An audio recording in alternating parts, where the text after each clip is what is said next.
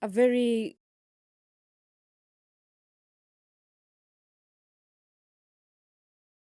broadcast unit in collaborations with KBC. And this is the third session of the morning sitting. Today being Wednesday, August, a session that is expected to commence in 4 minutes' time. And you're just in time for today's broadcast. Today, members of Parliament begin with a procedural motion on the exemption of specified businesses from the Standing Order 43, where the House resolves to exempt the businesses as of the Standing Order number 11 and 12 in today's order paper from the provisions of our Standing Order 43. That is today being a Wednesday, a day that is allocated for business that is not sponsored by the majority or the minority, or business sponsored by a committee. And we have a couple of motions, beginning with a motion on the report of the Committee of the Whole House on the Cotton Industry Development Bill. That is the Senate Bill number 5 of 2023. That is brought by the Honorable Mary Emase as a co-sponsor. So the House do agree with the report of the Committee of the Whole House on its consideration of the Cotton Industry Development Bill. That is the Senate Bill number 5 of 2023, and 6 leave to sit again. The question is set to be placed this morning. And we have the policy for the provincial of mental health services in all the healthcare facilities. This is the motion number 19 of 2023, brought by the Member of Parliament for Likoni constituency, that is Honorable Mishimboko. And aware that our Constitution and Article 43 1A provides that every person has a right to the highest attainable standard of health, that is including the right to healthcare services. And it's aware that the mental health is a key determinant of overall health and social economic development.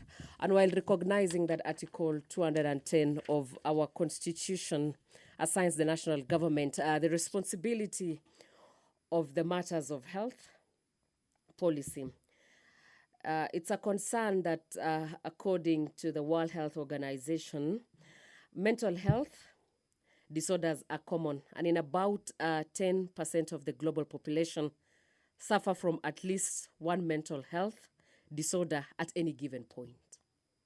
So it's a concern that these units are not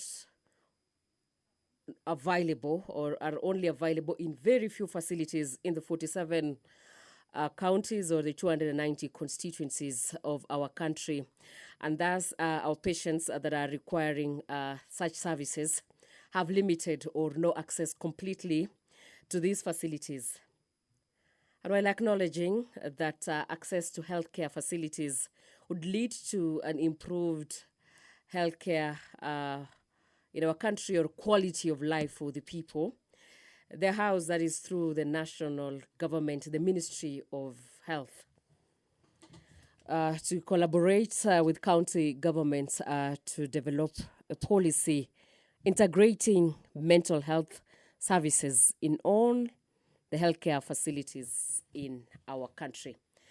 This motion by the Honorable Mishimboko, the Likoni Member of Parliament, the question is set to be placed this morning. We have also the policy on funding for sugarcane farming in the country. This is motion number 24 of 2023, brought by Matungu constituency Member of Parliament, that is Honorable Peter Nabulindo. And commercial sugarcane production in Kenya was introduced in the early years of independence with the aim of eliminating dependence on sugar importation and contributing to our country's transformation in sugar belt and country at large through the agriculture. And while acknowledging that the country at large, we are significantly depending on agriculture, it's a pity that there's a dip in sugarcane production for over 600,000 metric tons to now 300,000 metric tons. The speaker of today's session has arrived for the session that is expected to commence shortly. Let's listen in.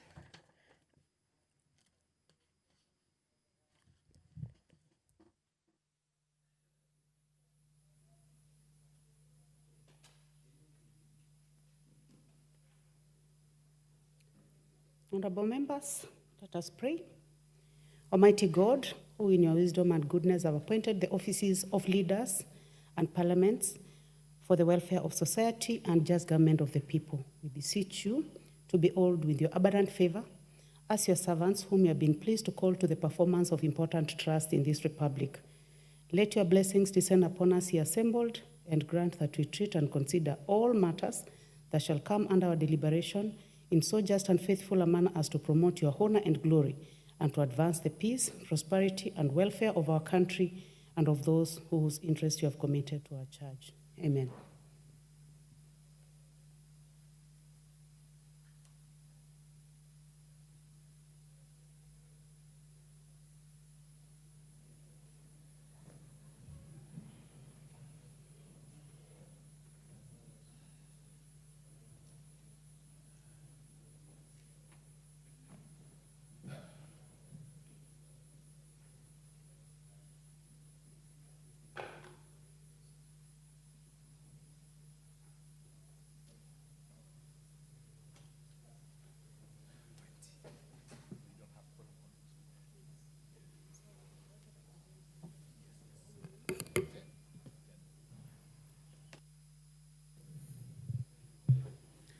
Honorable members, I order that the bell be rung for 10 minutes for the purpose of quorum.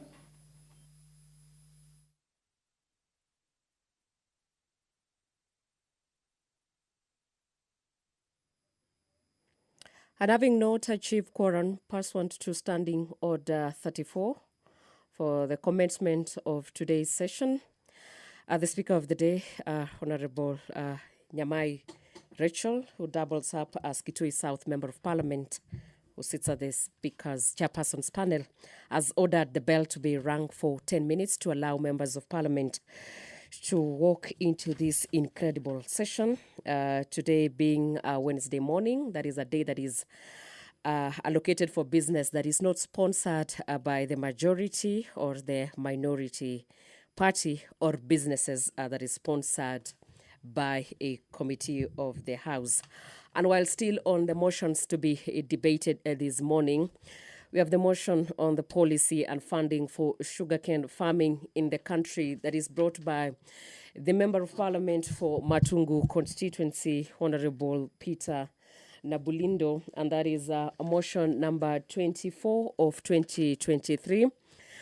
And this is a motion on the sugarcane farming in the state of our sugarcane farming in our country.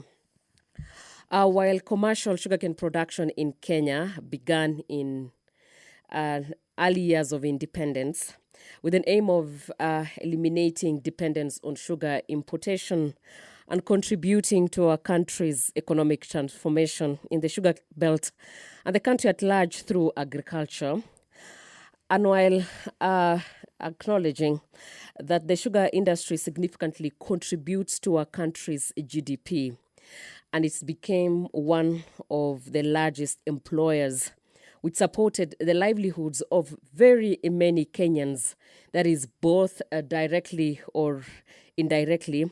It's a concern that many years after independence, for the last 25 years, the sugarcane farming, particularly in the western provinces or Western Kenya, has been declining significantly from the 600,000 metric tons per year in the 1990s to 300,000 metric tons in the recent years.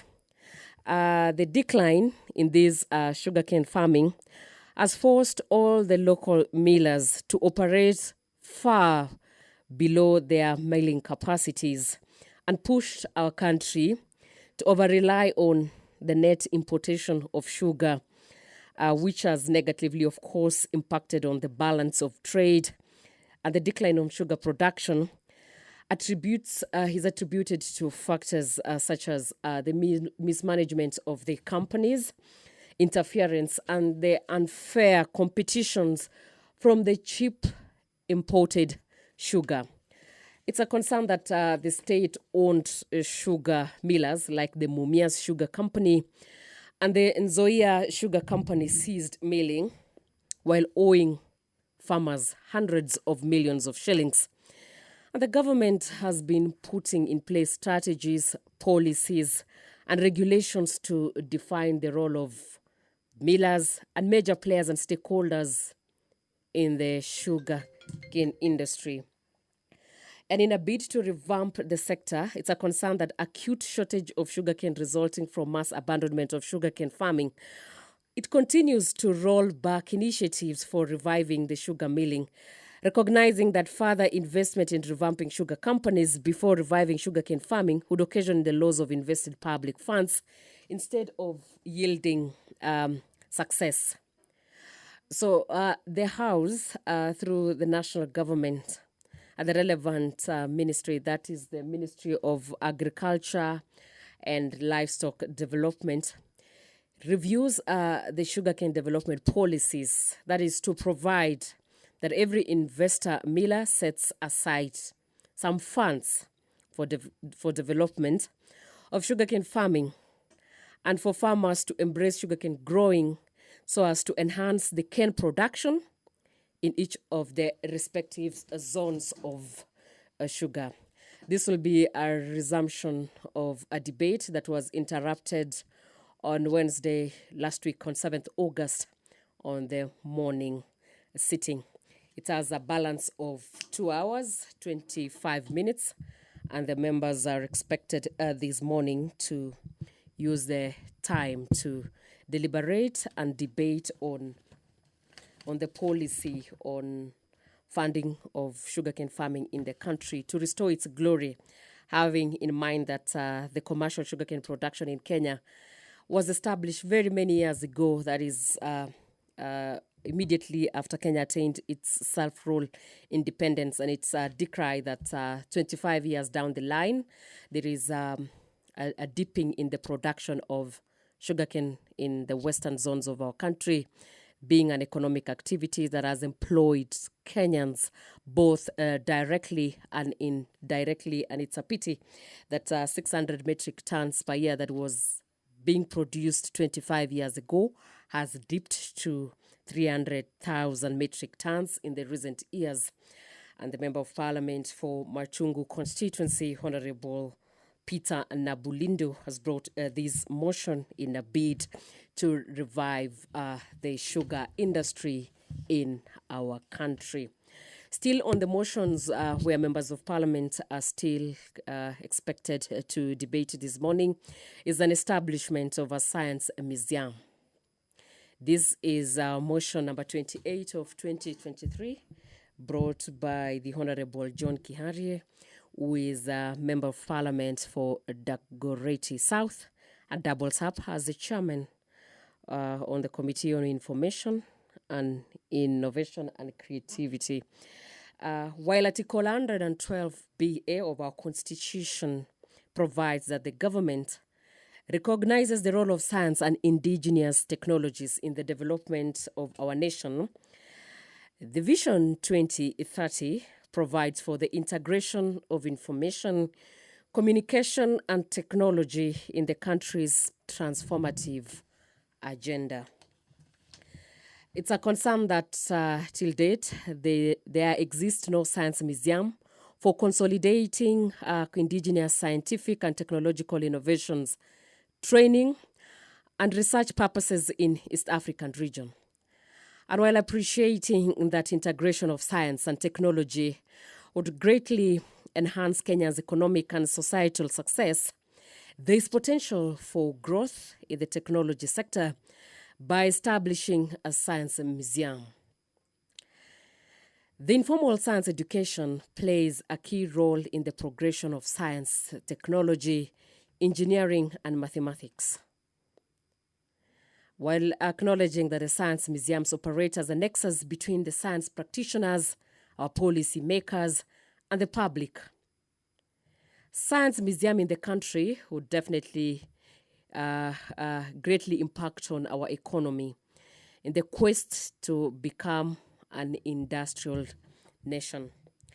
And therefore, the House, through the national government, the relevant ministry, to establish and operationalize a science museum in our country so as to help in integration of information, communication, and technology that is in our country's transformative agenda that is in our vision 2030.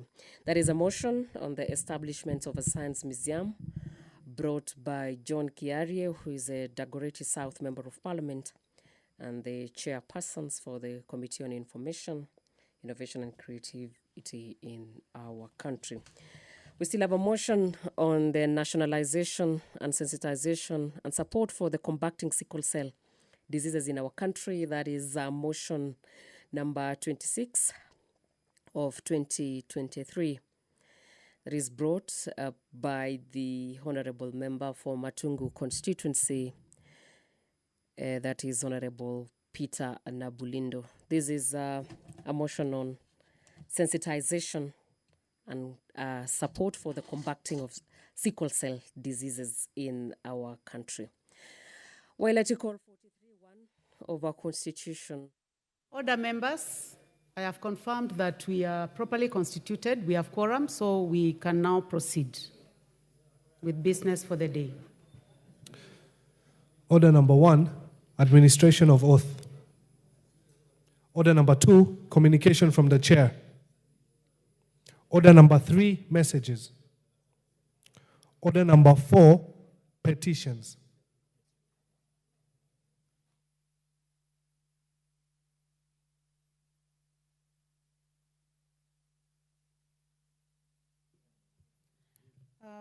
We have a petition by the Honorable Professor Phyllis Bartor. Proceed.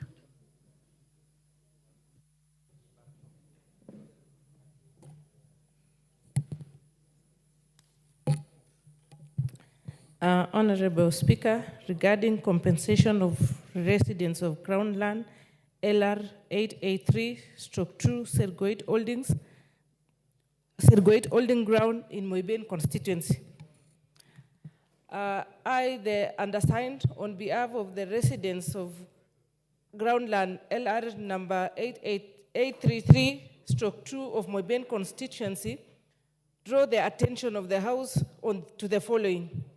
1, that Groundland LR number 883/2, commonly referred to as Sergoit Holding Ground in Moiben constituency, was in Gishu County, totaling to 1,500 acres, was inhabited by several clans of Sergoit community who used it for grazing, water catchment, and cultural activities before the land was acquired by the colonial government. 2, that the Sergoit community surrendered the parcel of land to allow for establishment of public amenities such as schools, colleges, police stations, tree nurseries, among others, against government commitment to compensate them. 3, that while some families received compensation by being given other parcels, many others were left out as the land intended for the compensation was fraudulently acquired by individuals who continue to occupy to date. That in 1992, during the initial land allocation to beneficiaries as compensations, some individuals and entities were allegedly allocated parcels of land irregularly by then provincial administration. That following complaints against the compensation process by the residents, a task force was formed in 2016 to investigate and address the anomalies, which subsequently led to the 3 splinter groups due to internal disagreements. 6, that one of the groups subdivided the land, drew a new map, Sergoit Karuna Block 5, which overlapped with the 1992 allocations, thus causing boundary disputes among the residents. That the Sergoit community and uncompensated landowners formed a committee that actively pursued the matter with the support of the county commissioner, who placed a caveat on any transactions on Crown land until the issues resolved. That out of the 1,500 acres, only 900 acres is occupied by genuine beneficiaries who are also facing displacement after the 2016 subdivision subdivision map. About 450 acres was allegedly acquired and inhabited illegally by private developers, while the rest of the 150 acres is a water catchment area, and that the matter presented in this petition is not pending before any tribunal, court of law, or any legal body. Therefore, your humble petitioners pray that the National Assembly, through the Public Petitions Committee, 1, engages the Ministry of Lands and Physical Planning, Public Works, Housing and Urban Development, and the relevant authorities with a view of investigating the alleged irregular land acquisition, illegal compensation process, and other malpractices for Crown land LR number 883/2 in Moiben constituency, Uasin Gishu. 2, recommends the due compensation of all members of Sergoit community who surrender their parcels of land for public utility. And 3, makes any other recommendation or action it deems fit in addressing the plight of the petitioners. And your petitioners will ever pray. Thank you, Madam Speaker. Thank you, Honorable Barto. Honorable members, that petition is referred to the Public Petitions Committee. You want to make a comment? Honorable Dr. Pokose, you may.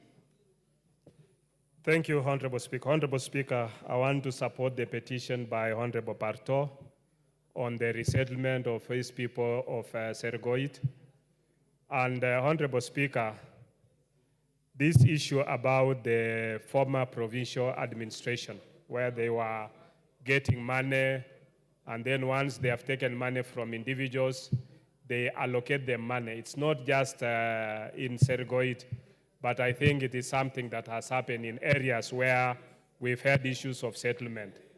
And Madam Speaker, I brought a petition for Jepchoina in my constituency, and up to date, it is not been addressed, because in Jepchoina, you have people who have gone in and occupied other people's land, where people have been, they have allotment letters, and then somebody comes and lives into that land. And I think the petitions committee needs to consolidate many of that. And we see it not just in Jepchoina and Sergoit, but in all over, especially in other places. We also have serious conmen who are engaged in fraudulent acquisition of people's lands. And I think it is the petitions committee should be able to consolidate and look at some of these petitions. And they even constitute to become historical land injustices. And the Constitution provides that Parliament has the ability to summon anybody.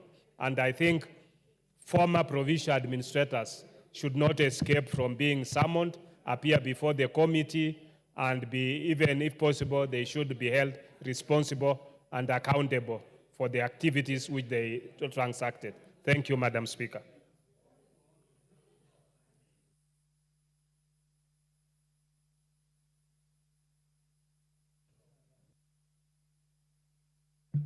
The Honorable Ferdinand Wanyonyi. Madam Speaker, I also want to take this opportunity to support this petition. And as just mentioned by Professor here, of course, in Trans Nzoia, we have this problem.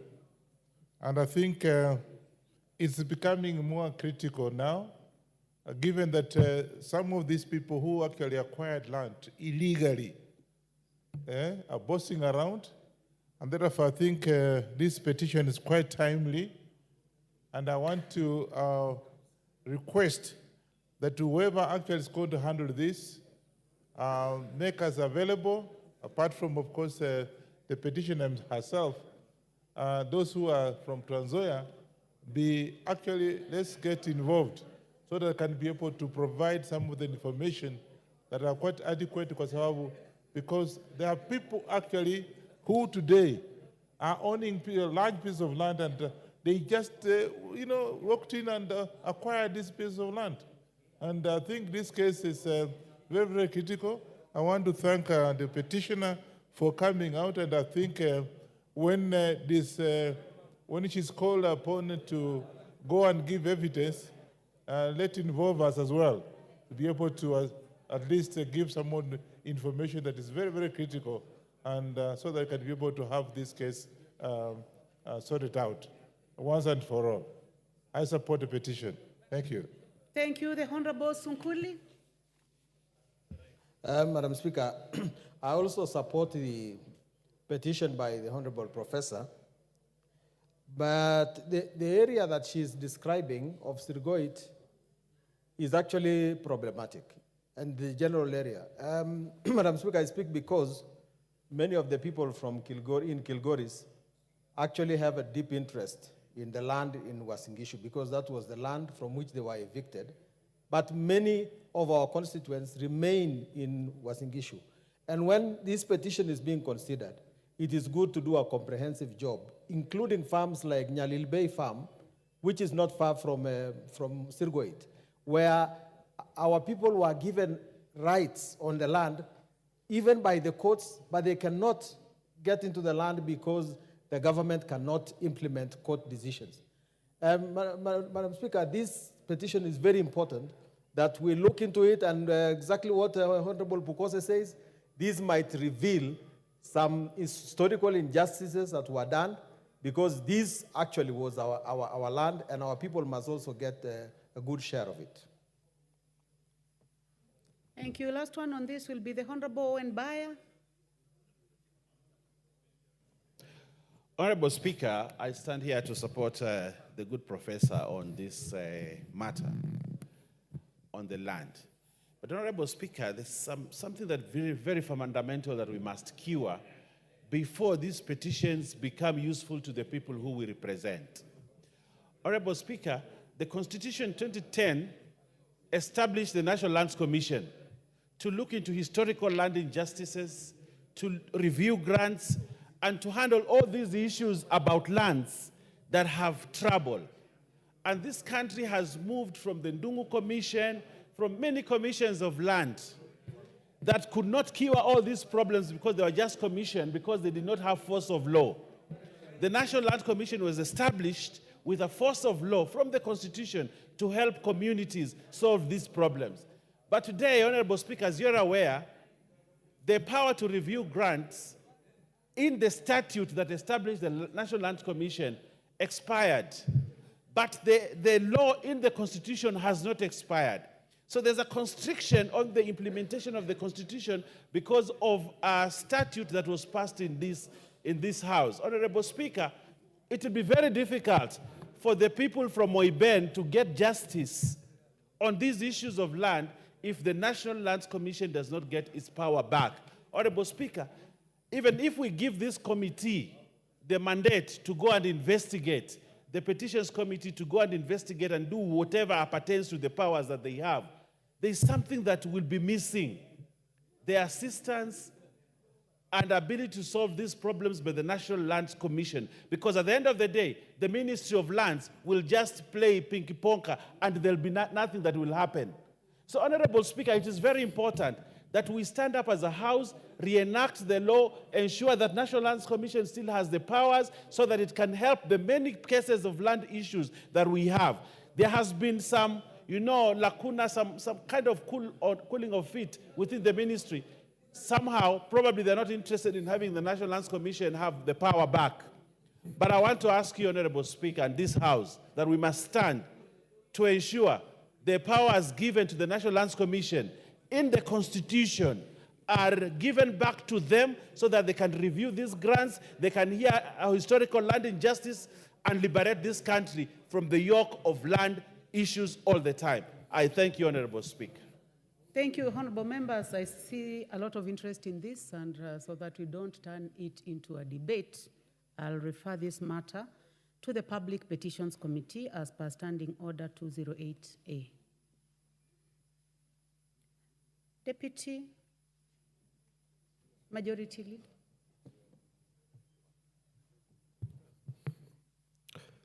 Order number 5, papers. Deputy Leader of the Majority Party.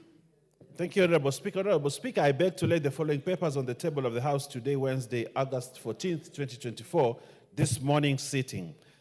Reports of the Auditor General and financial statements of the National Government Constituencies Development Fund for the year ended 30th June 2023, and the certificates therein in respect of the following constituencies.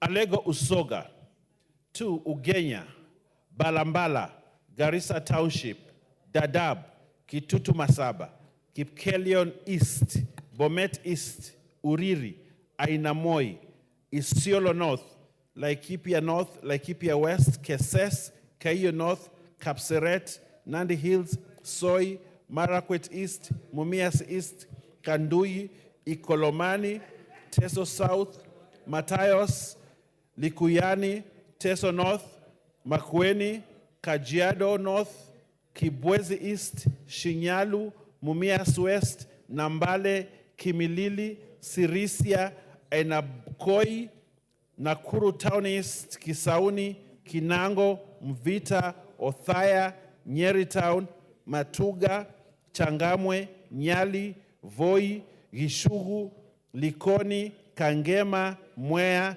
Quisero, Navaholo, and Butere. I thank you, Honorable Speaker, and I beg to lay. Thank you, Honorable Baya. Member, Select Committee on Appointments. The Honorable Dawood. You may proceed. Thank you, Madam Speaker. Honorable Speaker, I beg to lay the following papers on the table of the House today, Wednesday, 14th of August, morning session. The following reports of the Special Funds Accounts Committee. 1.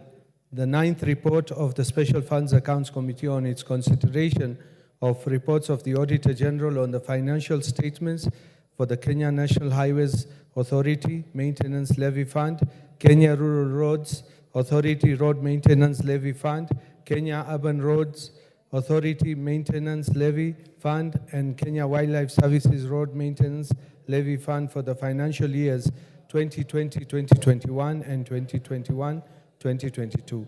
Madam Speaker, number 2, the 10th report of the Special Funds Accounts Committee on its consideration of the report of the Auditor General on the financial statement for the Prison Industries Revolving Fund and Prison Farm Revolving Fund for the year 2020-2021 and 21-22 financial years. 3.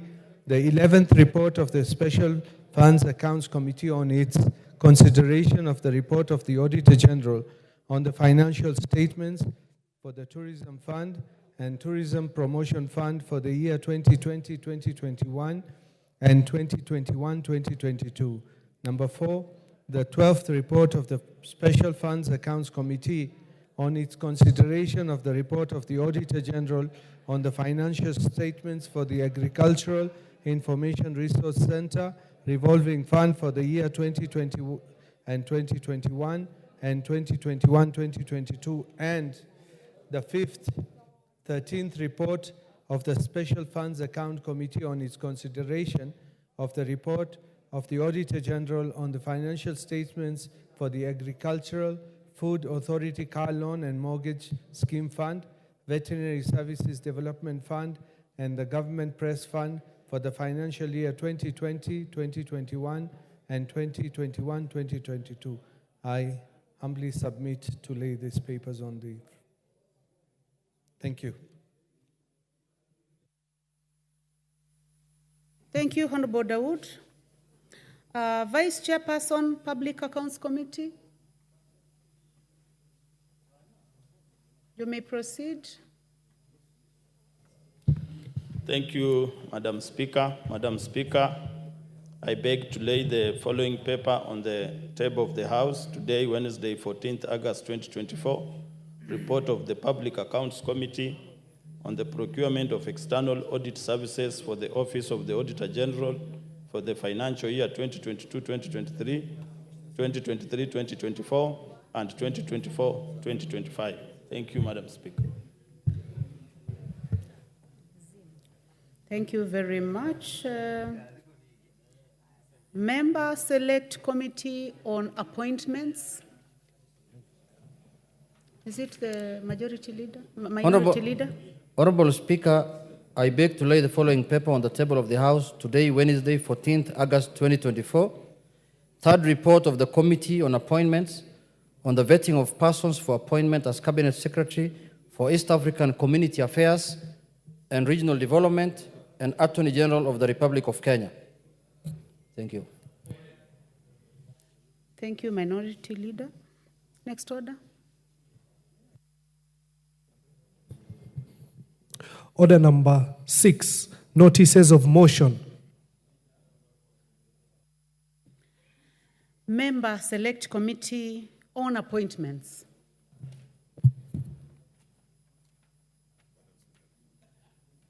Honorable Speaker, I beg to give notice of the following motion.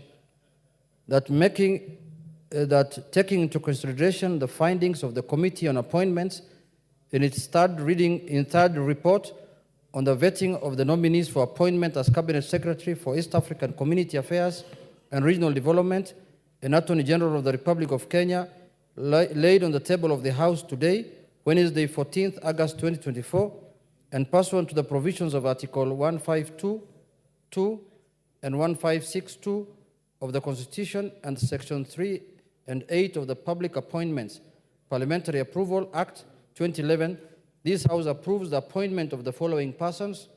1, Ms. Beatrice Askul Moy as the Cabinet Secretary for East African Community Affairs and Regional Development, and 2, Ms. Dorcas Agik Odong Odwor, Senior Counsel, OGW, as the Attorney General of the Republic of Kenya.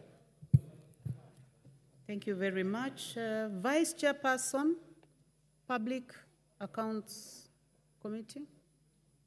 Vice Chairperson, Public Accounts Committee. Thank you, Madam Speaker. Madam Speaker, I beg to give notice of the following motion, that this House adopts the report of the Public Accounts Committee on the procurement of external audit services for the Office of the Auditor General for the financial years 2022-2023, 2023-2024, 2024-2025, laid on the table of the House on Wednesday, 14th August 2024, and pursuant to the provisions of Article 2264 of the Constitution and Section 43 of the Public Audit Act 2015, appoints MS PKF Kenya LLP for purpose of providing external audit services to the Office of the Auditor General, OAG, with respect to Roman 1, the accounts of the Office of the Auditor General for the period 2022-2023, 2023-2024, and 2024-2025, and Roman 2, the financial statements for the staff mortgage and car loan scheme for the Office of the Auditor General for the financial years 2022, 2023, 2023, 2024, and 2024, 2025. Thank you, Madam Speaker. Thank you. Chairperson, Special Funds Accounts Committee. Thank you, Madam Speaker. It is the Vice Chair. Honorable Speaker, I beg to give notice of the following motion, that this House adopts the 9th report of the Special Funds Accounts Committee on its consideration of the report of the Auditor General on the financial statements for the Kenya National Highways Authority Road Maintenance Levy Fund, Kenya Rural Roads Authority Road Maintenance Levy Fund, Kenya Urban Roads Authority Road Maintenance Levy Fund, and Kenya Wildlife Services Road Maintenance Levy Fund for the years 2020 to 2021 and 2021-2022, laid on the table of the House on Wednesday, 14th of August, morning session. Madam Speaker, I beg to give notice of the following motion, that this House adopts the 10th report of the Special Funds Accounts Committee on its consideration of the report of the Auditor General on the financial statements for the Prisons Industries Revolving Fund and the Prison Farm Revolving Fund for the year 2020, 2021 and 2021-2022, laid on the table of the House on Wednesday, 14th of August, 2024, morning session.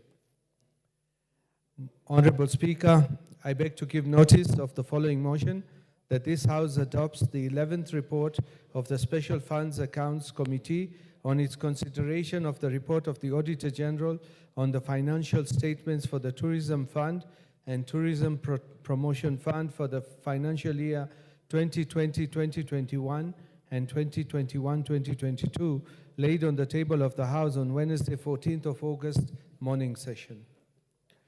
Honorable Speaker, I beg to give notice of the following motion, that this House adopts the 12th report of the Special Funds Accounts Committee on its consideration of the report of the Auditor General on the financial statements for the Agriculture Information Resource Center Revolving Fund for the year 2020-2021 and 2021-2022, laid on the table of the House on Wednesday, 14th of August, 2024, morning session.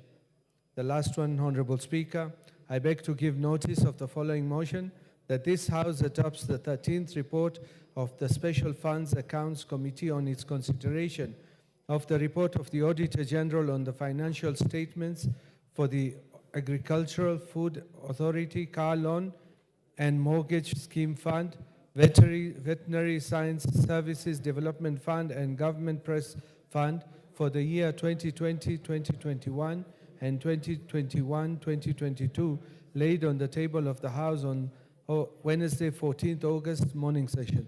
I submit, Honorable Speaker. Thank you. Thank you. Next order.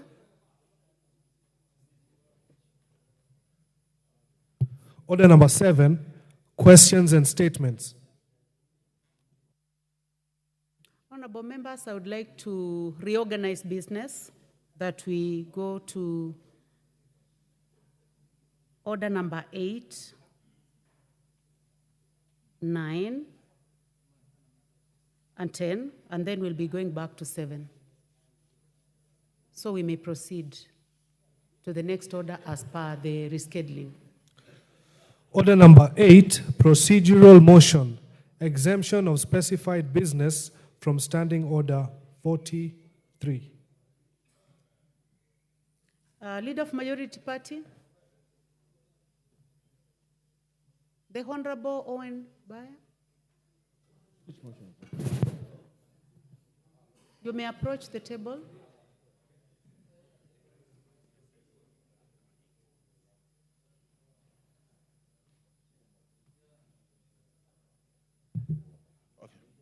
Thank you very much, Honorable Speaker. Honorable Speaker, I beg to move that this House resolves to exempt the business appearing as order numbers 11 and 12-2 in today's order paper from the provisions of Standing Order 43, being a Wednesday morning, a day allocated for business not sponsored by the majority or minority party or business sponsored by a committee. Honorable Speaker, you know today is Wednesday, and Wednesday morning is usually a time when we debate private members' business.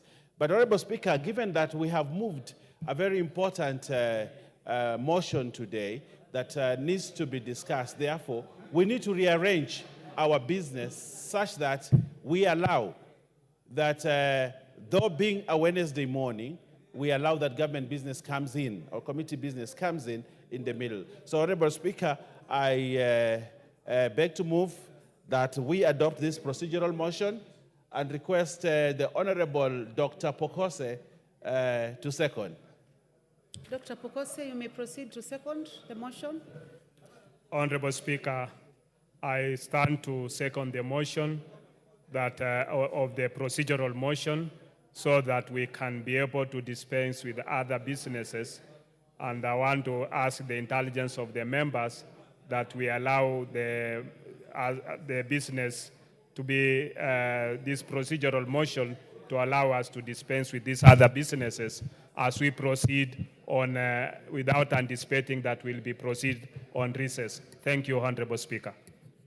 Thank you. I now propose the question that this House resolves to exempt the business appearing as orders number 11 and 12, Roman 2, in today's order paper from the provisions of Standing Order 43, being a Wednesday morning, a day allocated for business not sponsored by the majority or minority party or business sponsored by a committee. Honorable members, may I put the question?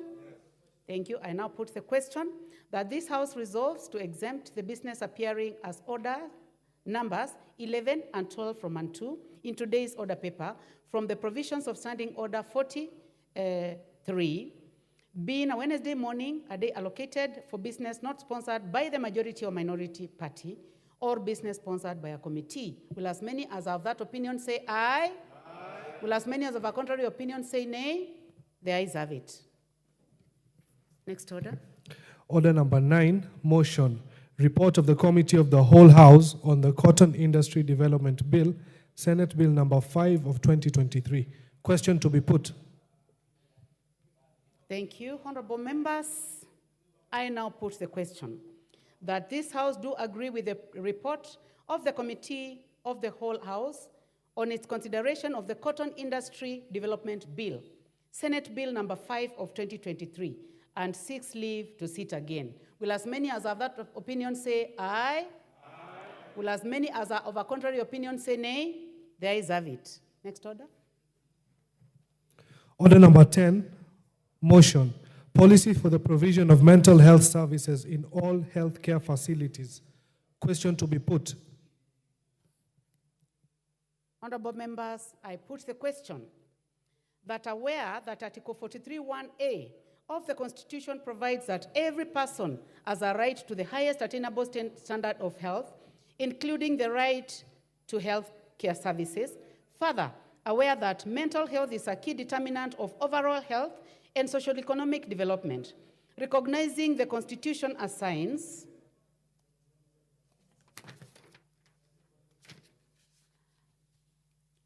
to the national government the responsibility of matters of health policy, concerned that according to the World Health Organization, WHO, mental and neurological disorders are common and about 10% of the whole population suffer from at least one mental health disorder at any given time. Concerned that psychiatric units are only available in a few facilities in the country and patients requiring psychiatric services have limited or no access to these facilities, acknowledging that access to healthcare facilities would lead to improved overall health, increased economic productivity, social equity, and improved quality of life for all. Now, therefore, this House urges the national government, through the Ministry of Health, to collaborate with county governments to develop a policy integrating mental health care services in all healthcare facilities in the country. Will as many as of that opinion say aye? Aye. Will as many as of contrary opinion say nay? The ayes have it. Order number 7, questions and statements.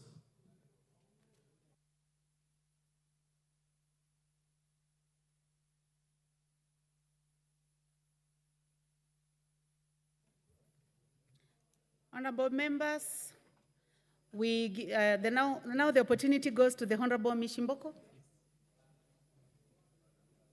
You may proceed, Member for Likoni.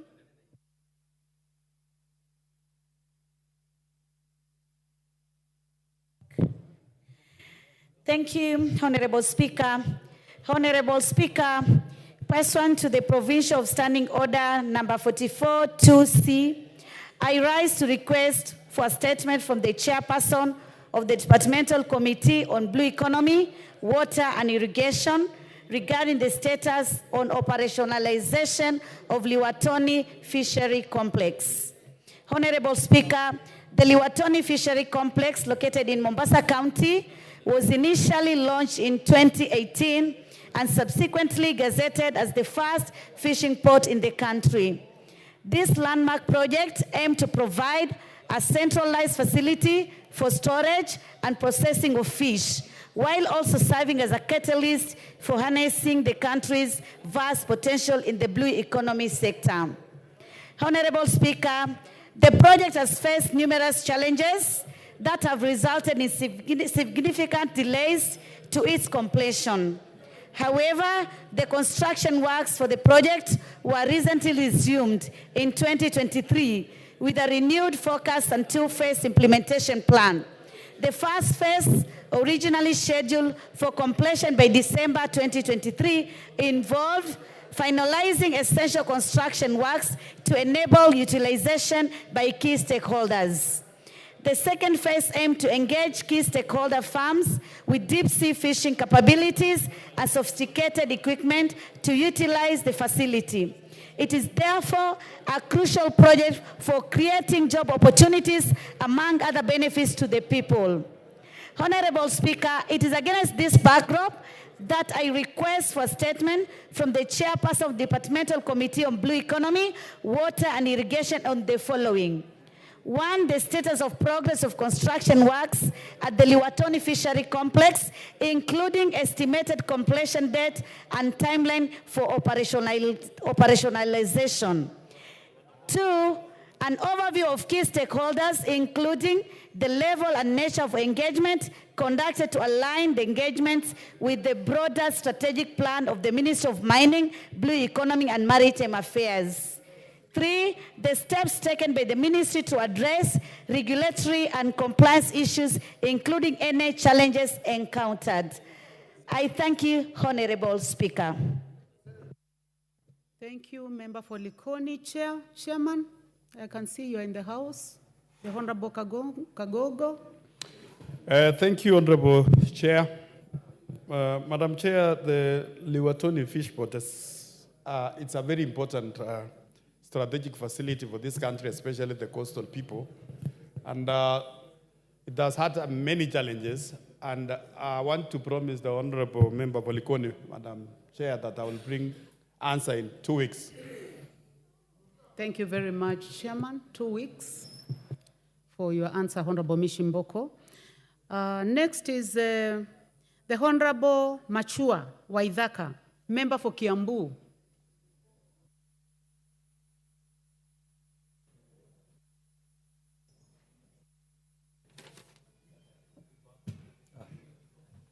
Thank you, Madam Speaker. Request for statement regarding the status of Kirigiti Stadium. Honorable Speaker, pursuant to the provisions of Standing Order 44.2c, I wish to request for a statement from the Chairperson of the Departmental Committee on Sports and Culture regarding the current status of the Kirigiti Stadium. Honorable Speaker, the Kirigiti Stadium is a crucial sports infrastructure project for the country, designated to host international events and provide a state-of-the-art facility for our athletes and youth. The construction of the 16,000-seat capacity stadium began in November 2020, with the government committing to upgrade it to international standards fit to host local and international matches and events.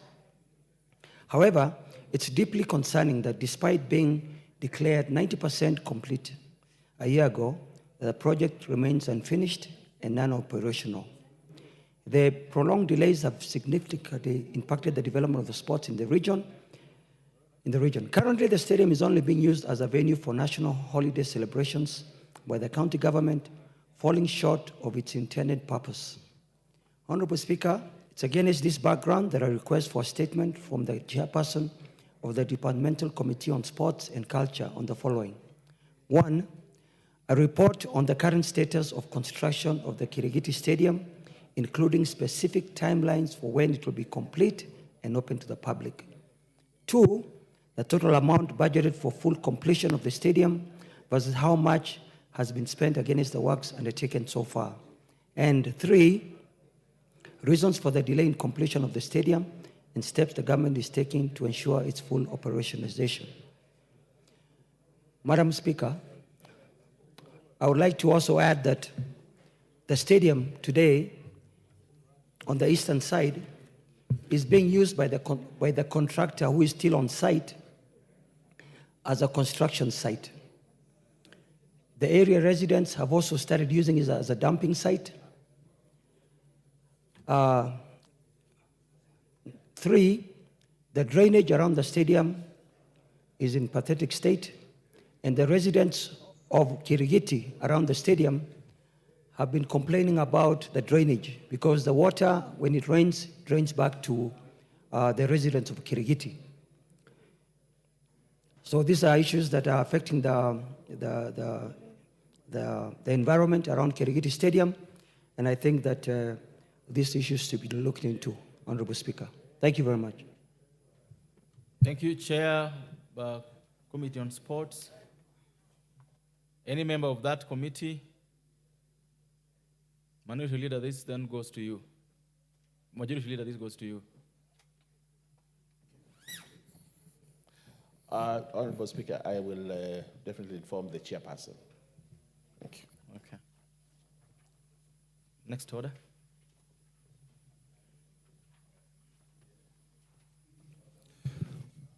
Order number 11, the County Government's Additional Allocations Bill, Senate Bill number 19 of 2024.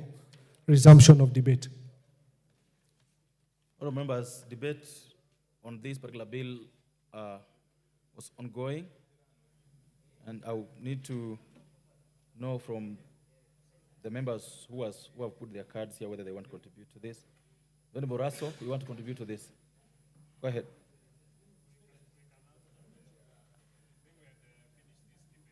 Allow him to have a couple of minutes. Thank you very much, Honorable Speaker, for this.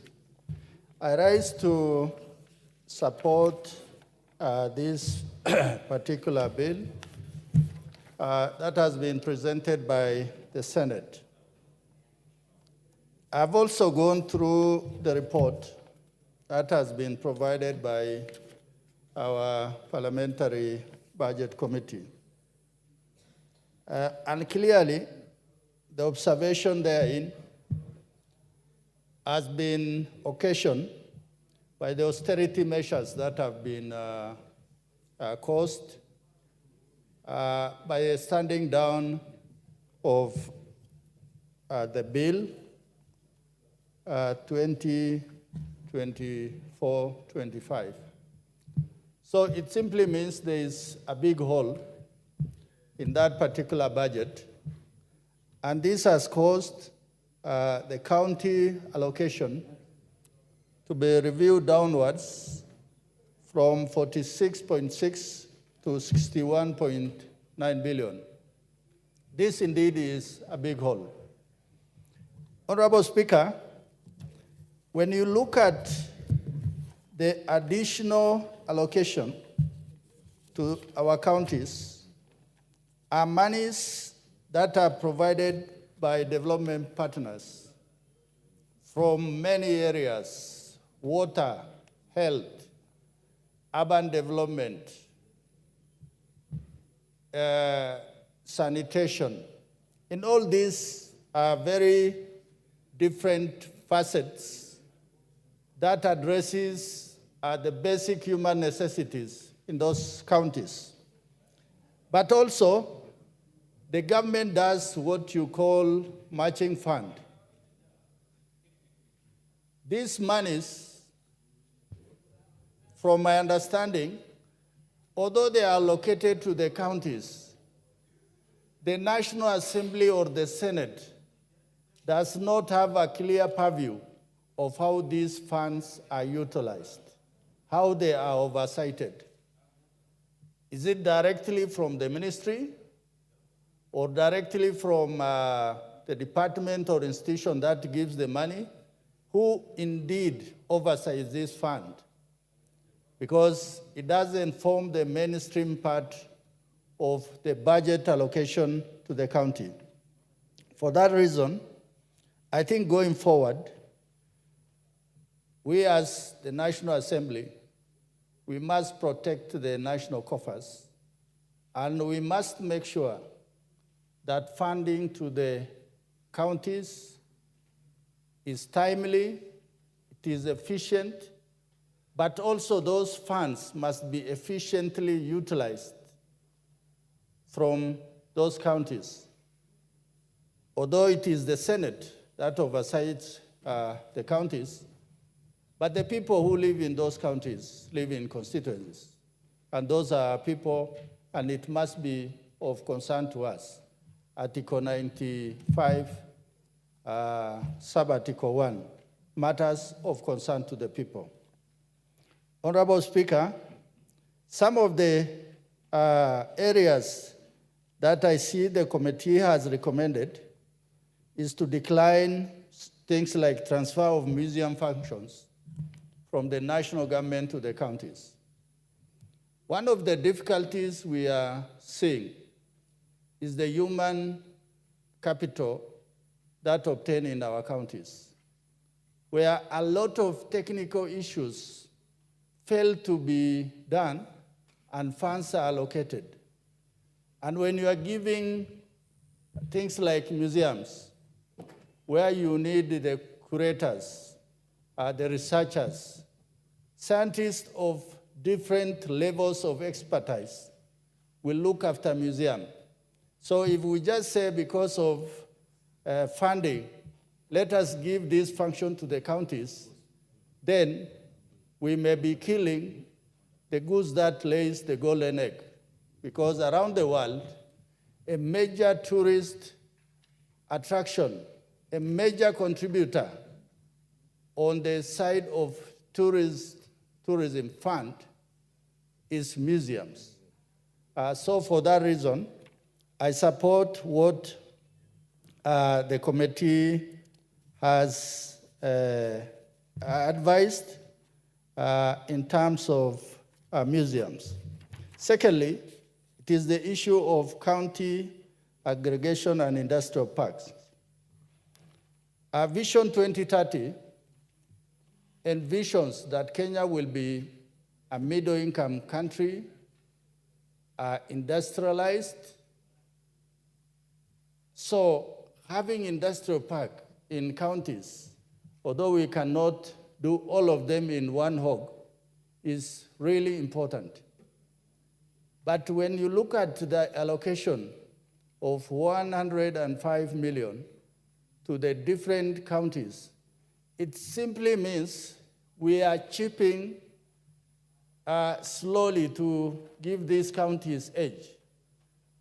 But I would rather, in my submission, let us say, for example, we establish the industrial parks in Isiolo first.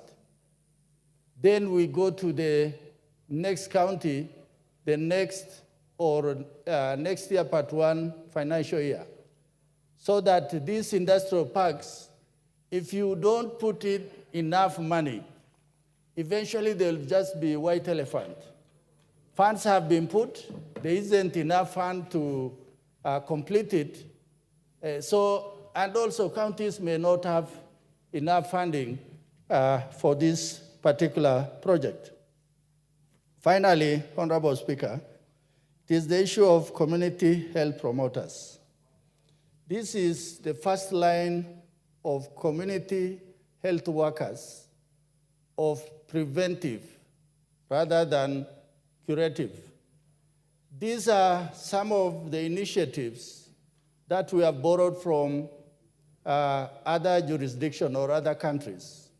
And a good example is Cuba, where the community health promoters are the ones that have a clear view on what are the sort of common elements in the communities, and it is dealt with first line through health, through improving water, through improving health checks. By the time the individual goes for curative, then it simply means that the first line has not worked. And it has been seen that Cuba health system is very well organized, and it is among the best in the world.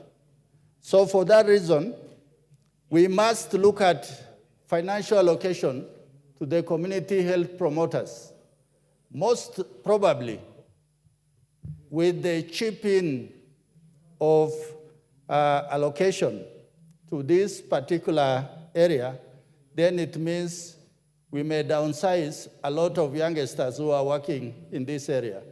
It is something that we must remain seized so that communities are really not disadvantaged to a great extent. With those many remarks, Honorable Speaker, I beg to support. Thank you. Honorable Pukose.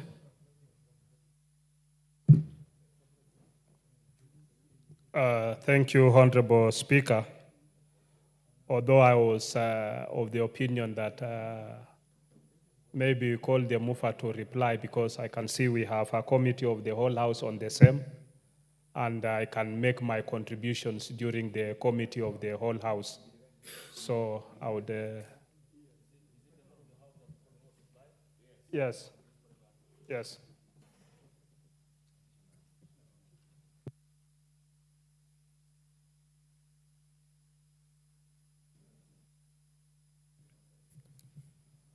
This is your chance to reply to the debate on the bill. Thank you, Honorable Speaker. I arise to reply to the County Government Additional Allocations Bill, Senate Bill number 19 of 2024. Honorable Speaker, from the onset, I want to appreciate all the members who have contributed to this bill, because this is a very important bill that seeks to give additional conditional allocations to our counties to enhance services and provision of the very basic and important services to our people. Honorable Speaker, this is a Senate bill that was originated by the Senate, and we know that the Senate prosecuted this bill based on the approved estimates at that time, and therefore, as a result of a number of variations that have happened that gave birth to supplementary budget 1, it's therefore important that this House aligns the county additional allocations bill to the supplementary estimates, considering the variations that have been made. And as a result of that, therefore, we know that there are some changes that have been occasioned, and the case in point is the county aggregation, allocation to county aggregation and industrial parks, where we're seeing that there is a reduction of 1.6, and this is as a result of we had to drop a number of counties that were onboarded so that we complete the ongoing 18 counties, Honorable Speaker. And also I know members have spoken to the community health promoters. Also, when we come to that allocation, we also note that there is a slight reduction from the 3.2 that had been approved to 2.5 billion in the supplementary, registering a decrease of 651 million. Honorable Speaker, that is also a very important allocation, and I want to believe that county governments will have to be innovative and find a way to fill the gaps so that none of the community promoters are actually dropped from the payroll. Honorable Speaker, having said this, I just want to mention that the funds that are being allocated to counties as additional conditional grants, some of this money is from the development partners, from loans and grants, and some of this money is from the national government's share of revenue. And therefore, I want to call upon our county governments. I know that from the development partner monies that we've received, that is in the form of loans and grants, some of this money will be going as grants for healthcare services. We know the challenges in our hospitals. Some hospitals still lack very basic equipment, and therefore, this money from DANIDA, I want to plead with the county government to ensure that there is efficiency and accountability in the utilization of this money, so that Kenyans can see that there is value for money. There will be allocations towards agricultural value chains. There is allocation towards devolution support. There is even money towards urban support for informal settlements, among others. County governments and all the oversight institutions, we need to make sure there is proper monitoring and evaluation to ensure that there is success in implementation of these monies, so that we can be able to say, yes, this money was received. There is even monies that is supposed to go towards the urban support in terms of even doing our roads, tarmacking our towns within the counties. Let this money be put into proper use so that we can be able to see that this money has gone towards providing basic services and helping Kenyans. Honorable Speaker, with those few remarks, I beg to reply. Thank you. Thank you. Members, I therefore then put the question that the county government's additional allocations bill, Senate Bill number 19 of 2024, be now read a second time. Will, as many of that opinion say aye? Will as many of the current opinion say nay? Ayes have it.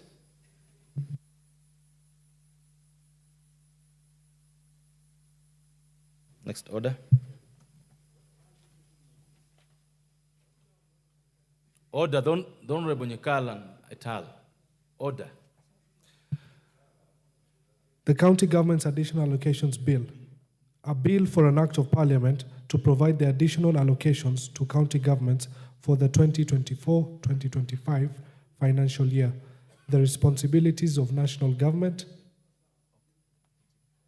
and county governments pursuant to such allocations and for connected purposes. Next order. Order number 12, Committee of the Whole House.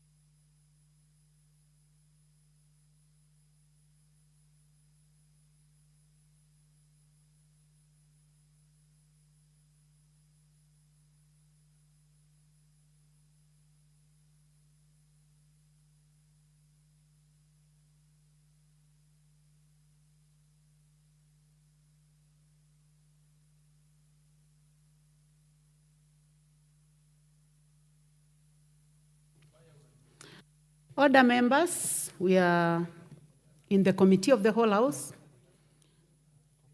We will proceed with the Cotton Industry Development Bill, Senate Bill number 5 of 2023, from clause 49.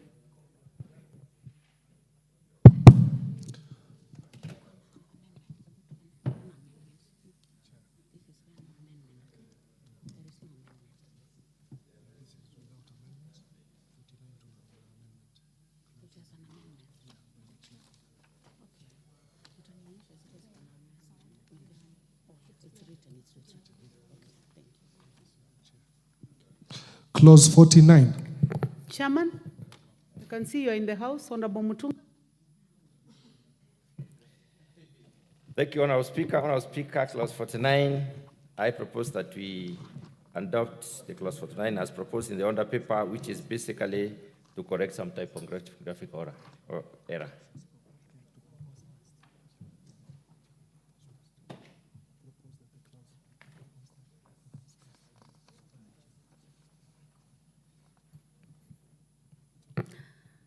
Honorable members, I propose the question that clause 49 be part of the bill. Chairman.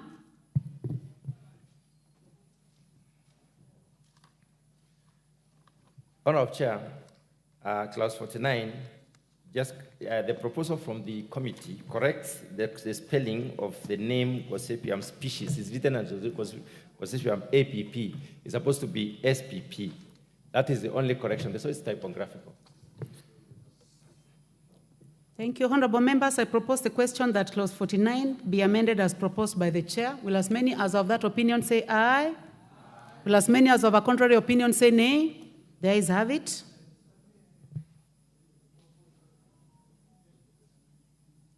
I now put the question that clause 49 be amended as proposed by the chairman. Will as many as of that opinion say aye?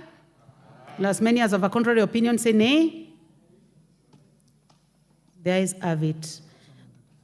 I now put the question that clause 49 as amended be part of the bill. Will as many as of that opinion say aye? Will as many as of a contrary opinion say nay? The ayes have it. Clauses 50, 51, 52, 53, and 54. Honorable members, there be no amendments. I propose the question that clause 50, 51, 52, 53, and 54 be part of the bill. I now put the question that clause 50, 51, 52, 53, and 54 be part of the bill. Will as many as are of that opinion say aye? Will as many as our contrary opinion say nay? The ayes have it. Clause 55. I propose the question that clause 55 be part of the bill. Chairman? Honor of Chair, clause 55 as wrongful reference of the authority instead of the board. So we substitute the word authority with the board as specified in the order paper. That is the committee's recommendation. Honorable members, I propose the question that clause 55 be amended as proposed by the chairman. Any interest in this, please go to intervention.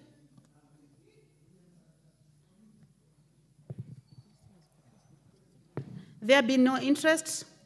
I propose the question that clause 55 as amended be part of the bill. I put the question that clause 55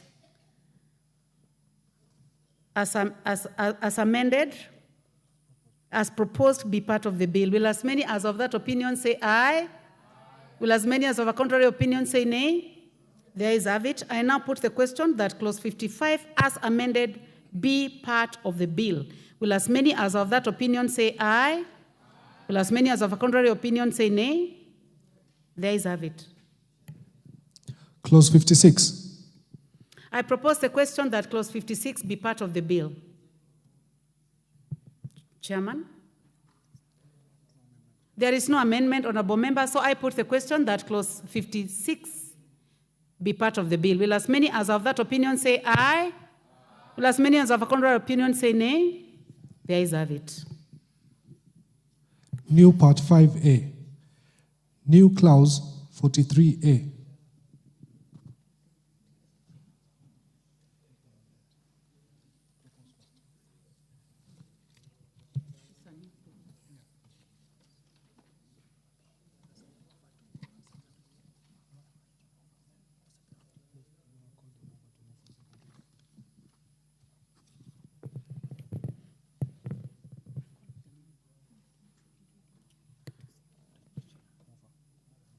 Mover, Honorable Mutuse. Is Honorable Mutuse in the house? To move the second reading, this is a new clause.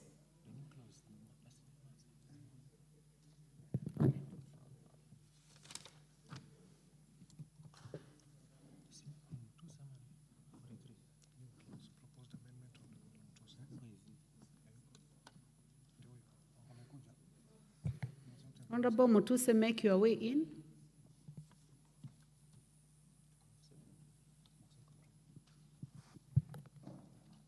You may proceed to move second reading of clause 43.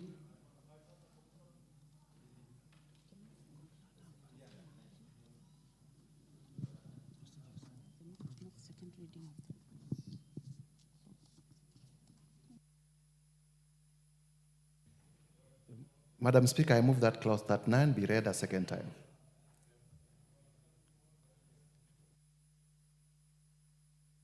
It's clause 43A.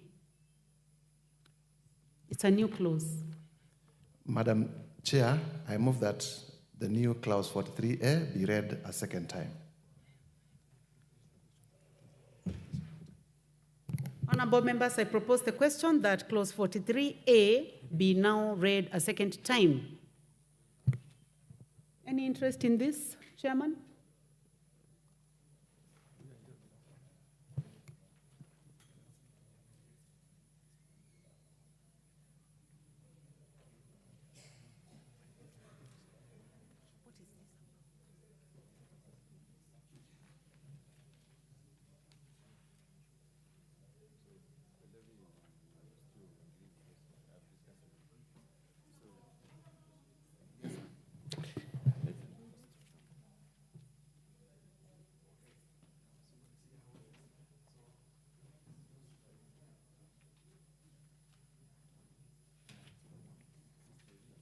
So, Honorable Mutuse, we would like to give you time so that you tell the House what this clause 43 is all about.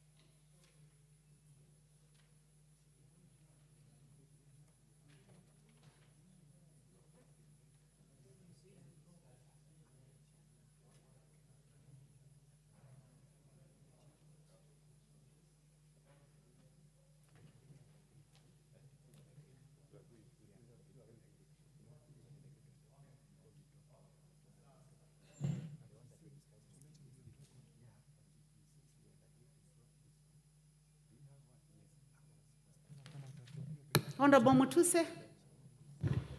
Madam Chair, the new clause 43A was intended to establish the Cotton Arbitration Tribunal that will be able to sort out disputes arising within the cotton sector.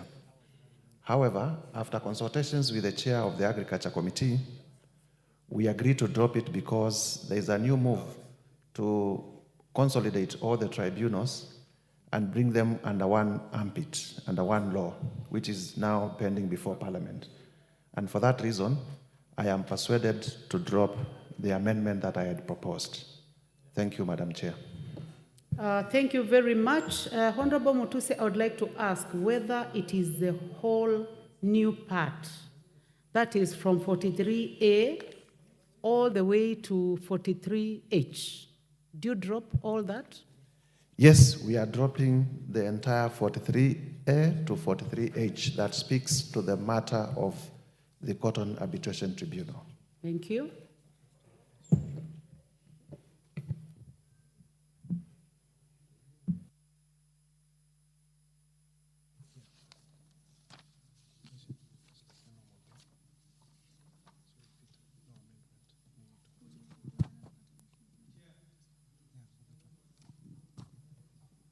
Honorable Dawood? Is Honorable Mutuse as well dropping the third schedule, the new schedule, which is the provisions of meetings and procedure for the tribunal? Because if 43A to H is not there, then the next one as well, it should be dropped as well. You should confirm. We will get there, Honorable Dawood.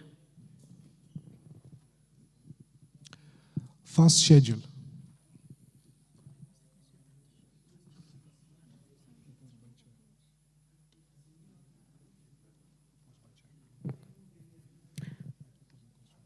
I propose the question that the first schedule be part of the bill. Chairman? Thank you, Honorable Chair. Honorable Chair, the committee proposes to amend the first schedule by reducing the number of meetings for the board to 4 instead of 10 as it is stated in the bill, Also providing that 4 months shall not lapse before a meeting takes place, as it is indicated 2 months, and then that the board meetings will be within the country, restrict the board meetings to the country, and finally, also amend the penalty, which appears to be very high, as captured in the order paper. Thank you, Chairman. I propose the question that the first schedule be amended as proposed by the Chairman. Any interest? I now put the question that the first schedule as amended be amended as proposed by the Chairman. Will as many as are of that opinion say aye? Will as many as have a contrary opinion say nay? The ayes have it. I now put the question that the first schedule as amended be part of the bill. Will as many as have that opinion say aye? Will as many as have a contrary opinion say nay? The ayes have it. Second schedule. I propose the question that the second schedule be part of the bill. There be no amendment. I put the question that the second schedule be part of the bill. Will as many as of that opinion say aye? Will as many as of a contrary opinion say nay? The ayes have it. New schedule. New schedule. Honorable Mutuse, you may now proceed.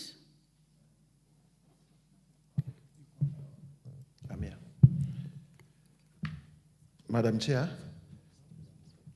I move that clause 39 be recommitted.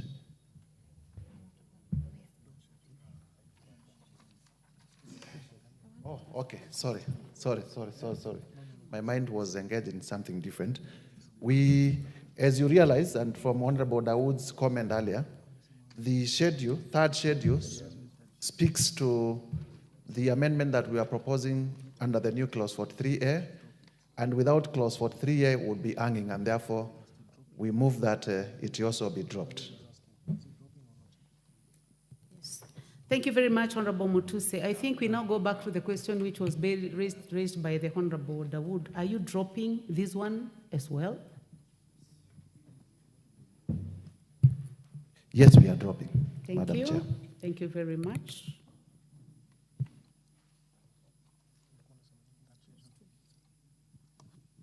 Clause 2. I propose the question that clause 2 be part of the bill. Chairman? Madam Chair, we propose some definitions. Some ones have been used in the bill, but they have not been defined. And also, marketers play a pivotal role in the industry. It's therefore important to include the definition for the marketers. So I propose that we adopt the committee recommendations on the definitions as captured in the order paper. Thank you, Chairman. Honorable members, I propose the question that clause 2 be amended as proposed by Chairman. Honorable members, I proceed to put the question that clause 2 be amended as proposed by the Chairman. Will as many as have that opinion say aye? Will as many as have a contrary opinion say nay? The ayes have it. I now put the question that clause 2 be as amended be part of the bill. Will as many as have that opinion say aye? Will as many as have a contrary opinion say nay? The ayes have it. Long title. Honorable members, I propose the question that the long title be part of the bill. I propose the question that the long title be the title of the bill. Chairman? Honorable Chair, the long title as captured in the bill misses the function of regulation. So the committee proposes that the function of regulation is integrated in the title, and therefore the amendment as captured in the order paper. Thank you. Honorable members, I propose the question that the long title as amended be amended as proposed by the Chairman. I don't see interest in this, so I now put the question that the long title be amended as proposed by the Chairman. Will as many as of that opinion say aye? Will as many as of a contrary opinion say nay? The ayes have it. I now put the question that the long title as amended be part of the bill. Will as many as of that opinion say aye? Will as many as of a contrary opinion say nay? The ayes have it. Title. Honorable members, I propose the question that the title be the title of the bill. I now put the question that the title be the title of the bill. Will as many as are of that opinion say aye? Will as many as of a contrary opinion say nay? The ayes have it. Clause 1. I propose the question that clause 1 be part of the bill. There be no amendment. I put the question that clause 1 be part of the bill. Will as many as are of that opinion say aye? Will as many as of a contrary opinion say nay? The ayes have it.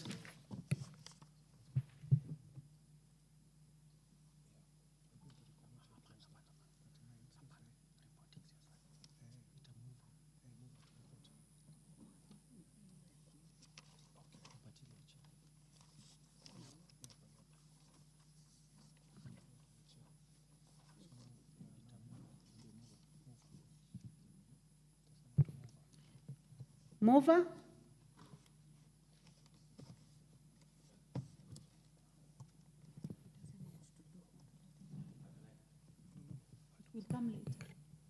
We'll come later to 39. Honorable Chairperson, I beg to move that the committee do report to the House its consideration of the Cotton Industry Development Bill, Senate Bill number 5 of 2023, and its approval thereof with amendments. Thank you. Honorable members, I now put the question, which is that the committee do agree to the House its consideration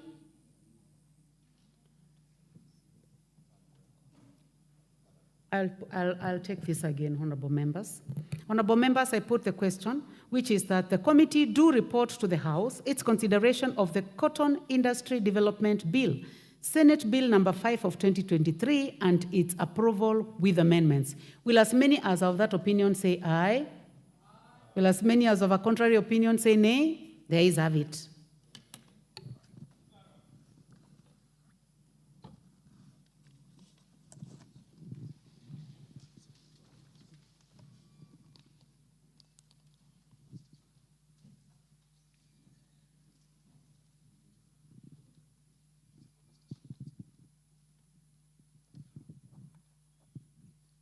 Mr. Speaker.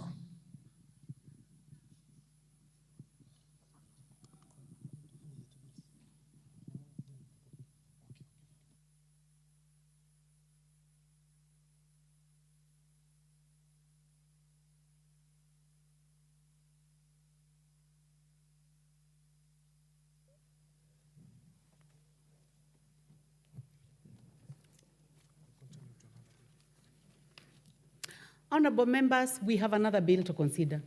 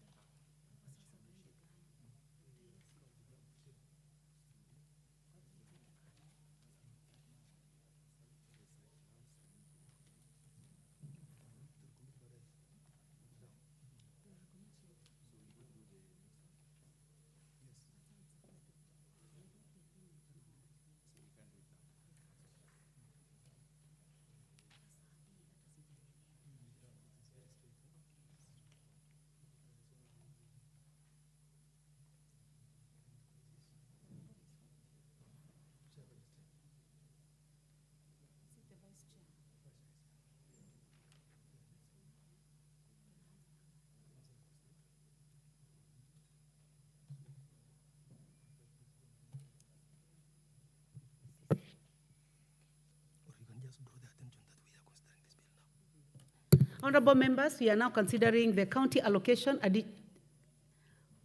the county government's allocation, additional allocation bill. We are now considering the county government's additional allocation bill, Senate Bill number 19 of 2024. Clause 3.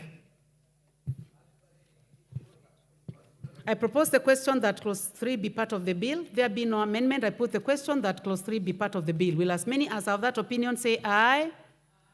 Will as many as have a contrary opinion say nay? The ayes have it.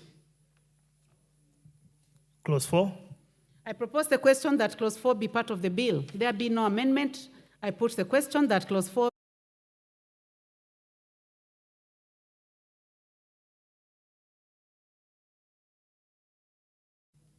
Clause 5. I propose the question that clause 5 be part of the bill. Chairperson, Vice Chair. Thank you. Thank you, Honorable Chairperson.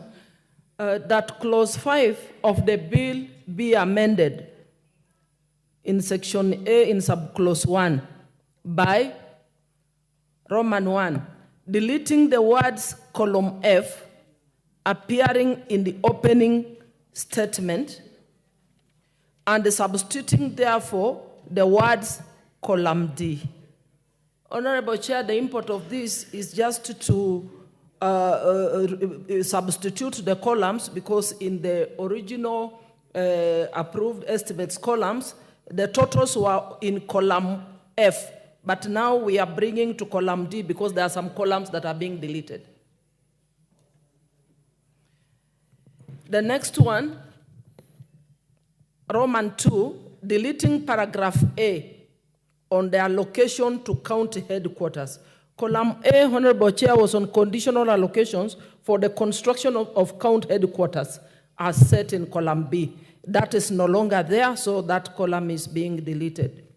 Roman 3 is deleting the words column C appearing in paragraph B and substituting therefore the words column B. This is on county aggregation to ensure completion of the ongoing projects. Then Roman 4 is deleting the words column D appearing in paragraph C and substituting therefore the words column C. That is for the community health promoters. Again, this is all in rearranging, to rearrange the columns, to remove those that have been deleted and replacing with the new columns. Then number 5 is deleting paragraph D. That's the transfer to museums service. That has also gone, so that is being deleted. Then number B is by deleting subclause 2. And this is on RMLF, and it is because that allocation is no longer there, so that goes. And number C is by deleting subclause 3, and this is on court fines and royalties from minerals. And that has been explained even in the debate, that these funds cannot be transferred because there's no established framework right now to allow for the transfer of money from the consolidated fund. So those are the amendments. Thank you, Honorable Chairperson. Thank you very much, Vice Chair. Honorable members, I propose the question that clause 5 be amended as proposed by the Vice Chair. Any interest in this? If you have interest in this, please hit the intervention button. The Honorable Rahim Dawood, member for North Imenti. Thank you, Madam Chair. I join the committee in the changes which it has done, although I would have appreciated if they could have had a look at the community health promoters, where they have done a reduction of over 700 million, which would have gone a long way, because now whatever has been allocated is only for 86,000 community health workers instead of the 107. But the good thing is they have removed the RMLF, which was about 10.5 billion, because that was what the constituencies normally do, and the counties we did not need this money. So, Madam Speaker, I support. Thank you for your contribution, Honorable Dawood. Honorable members, I don't see any other interest in this, so I will now proceed to put the question. So I put the question that clause 5 be amended as proposed by the Vice Chair. Will as many as of that opinion say aye? Will as many as of a contrary opinion say nay? The ayes have it. I now put the question that clause 5 as amended be part of the bill? Will as many as of that opinion say aye? Will as many as of a contrary opinion say nay? The ayes have it. Clauses 6, 7, and 8. I propose the question that clause 6, 7, and 8 be part of the bill. There be no amendment. I put the question that clause 6, 7, and 8 be part of the bill. Will as many as of that opinion say aye? Will as many as of a contrary opinion say nay? The ayes have it. First schedule.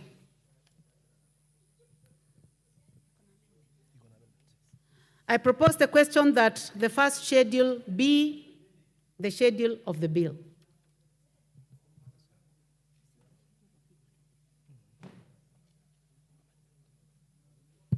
Honorable Vice Chair, you have an amendment on this.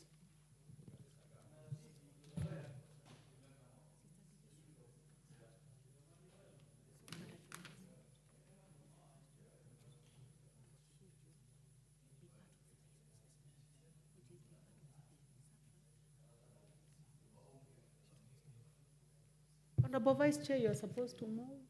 You may approach the table.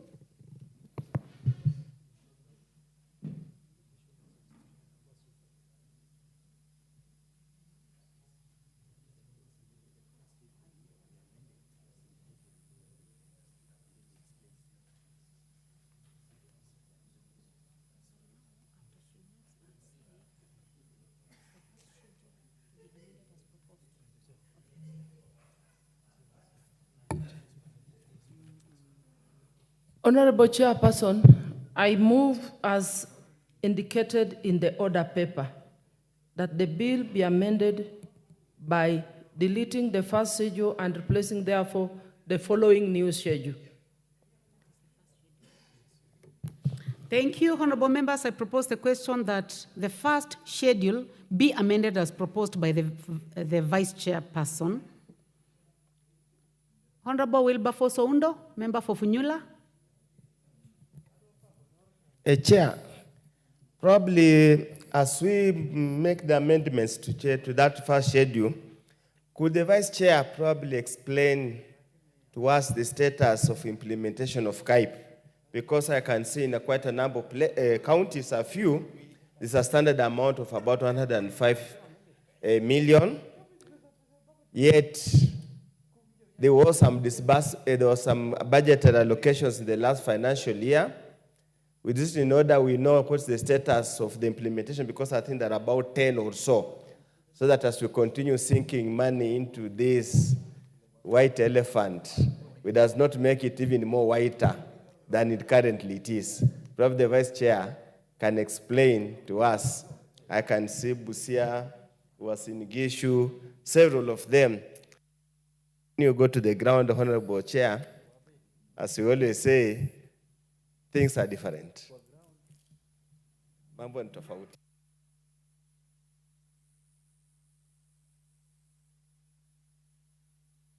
Honorable Chairperson, if you look at the first schedule, there is an indication in the figures given for the amounts that each county is going to benefit. And to inform the member, Busia County is getting 105. And previously, it had received 62.5 million. Percentage of completion. Order, Vice Chair. You know, you have asked the Vice Chair a very important question. So please, I wanted you to just be attentive to her. I do not want to say what you were doing when she was speaking. So please be attentive to the Vice Chair. I was just informing the member by giving him an example of his own county, which is Busia County. There is an allocation of 105 million. And previously, it received 62.5 million, and the percentage of completion or the level of progress on that particular aggregation project is at 25%. But for the rest of the other counties, we can actually get details in terms of progress. But for now, I can give figures for all the counties are receiving 105 million for all the 18. Because we decided to complete the ongoing before onboarding new ones. But in the approved estimates, we had actually onboarded another 12 counties. Thank you, Honorable Chair. Thank you, Honorable Emase. The Honorable Charles Nguna, Ngusia. Thank you, Madam Chair. Kitui County, actually, I can confirm things are going on. But I want to inquire from the Vice Chair budget. Are you sure the money you have already reported is already in supplementary budget we have just passed? The Honorable Mwalio, member for Masinga. Chair, I'm also concerned about the CAIPs because the level of development and the level of construction is wanting. You find that I know of account that have sunk 150 million only perimeter wall only, and they have not even started the construction of the real building. And you know that real building has got a lot of details because I am prior to that to the designs and what have you. The real work is inside, and especially the cooling systems that have got 20 cold rooms per CAIPs on all the 5 go-downs. So if you sink 150 million on the perimeter wall only, what are you left with to be able to do the real construction and even equipment supply? Vice Chair, just take notes. I want to give another a chance to the Honorable John Kiragu, member for Limuru.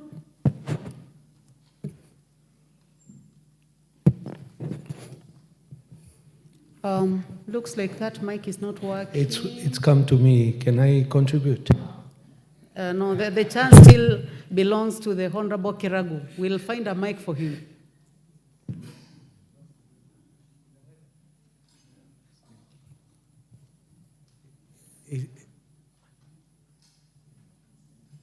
It's there. We got it? Thank you, Madam Chair.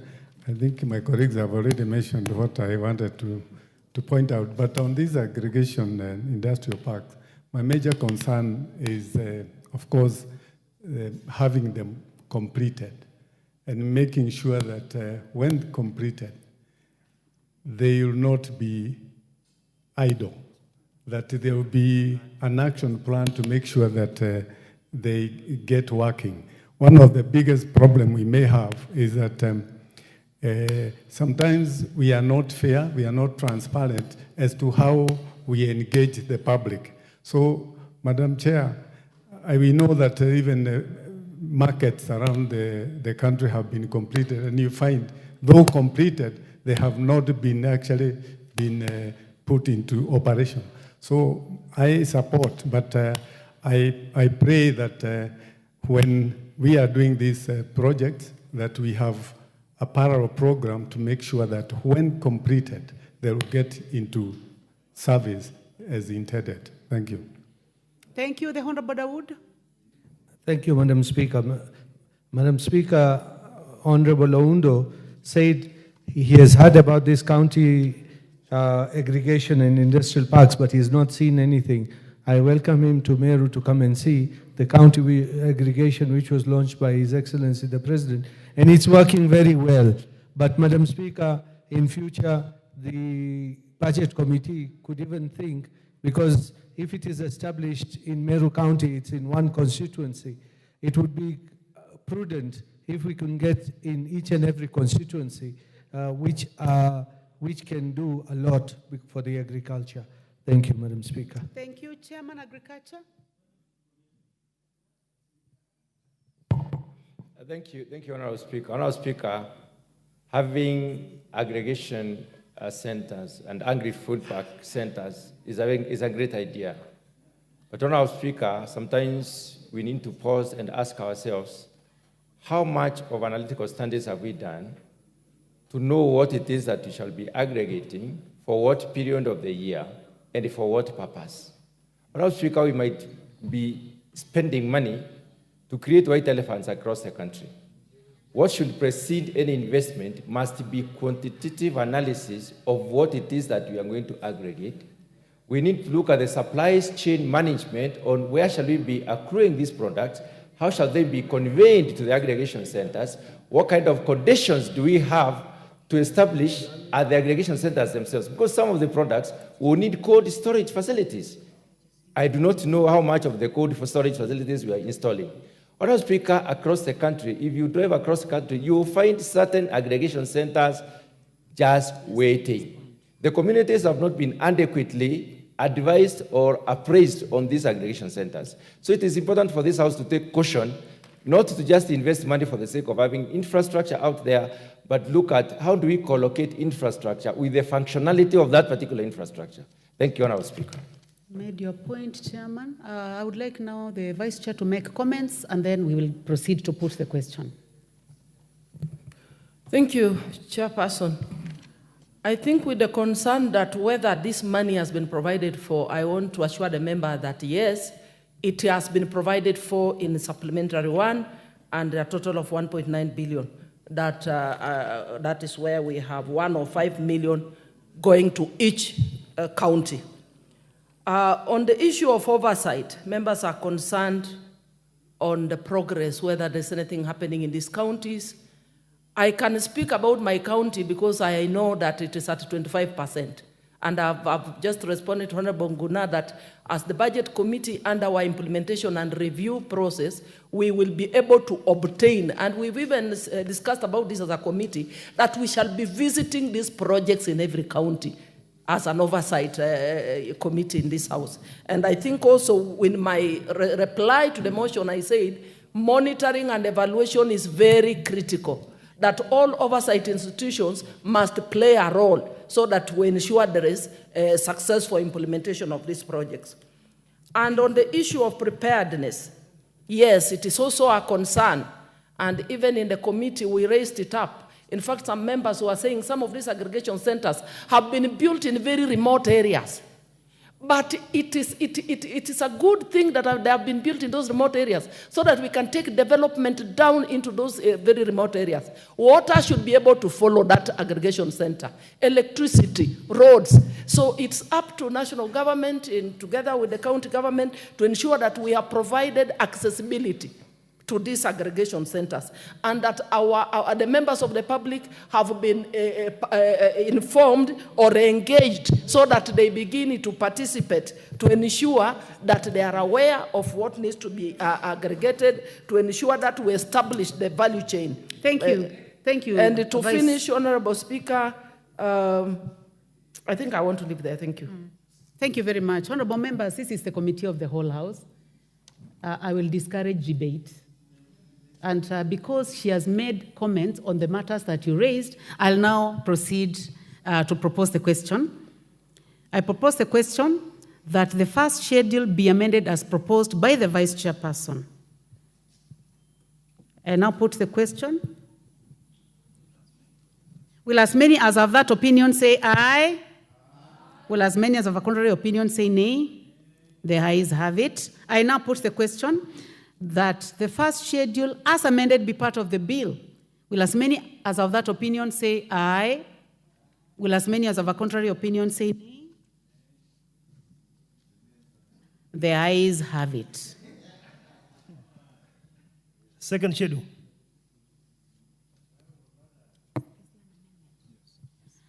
I propose the question that the second schedule be part of the bill. Mover?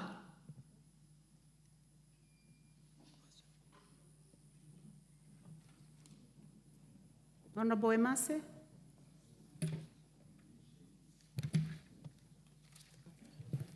You may approach the table, Honorable Emase.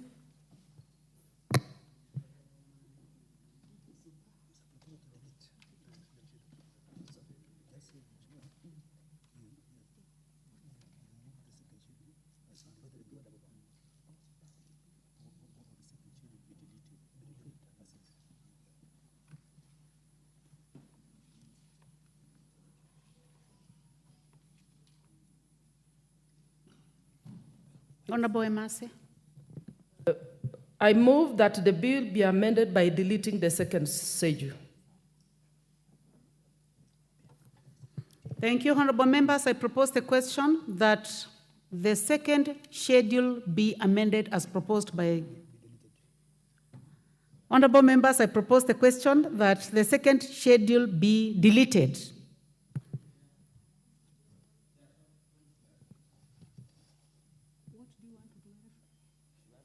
What is the point of clarification? It's a deletion. So there is nothing to clarify. Yeah, Chair, I Honorable totally Ondo. agree. There's nothing to clarify for those of us who are aware of the legislative making process. Is it possible that the Vice Chair can tell the people of Kenya what is it exactly is being deleted?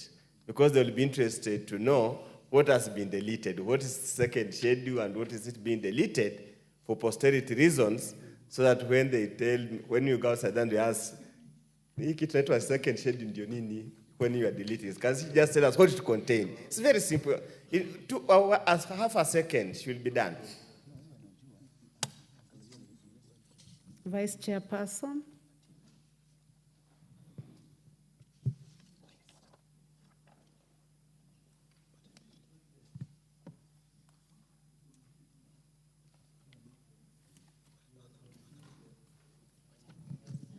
Thank you. What is being deleted in the second schedule is the original allocation that had been proposed to go to counties that were to benefit from the earlier allocations before the variations, so that now we can adopt the amended figures in the new schedule. Thank you. Thank you. Honorable members, as you may be aware, this is as a result of the fact that the finance bill did not pass. So let us proceed. I now put the question that the second schedule be deleted. Will as many as of that opinion say aye? Will as many as of a contrary opinion say nay? The ayes have it.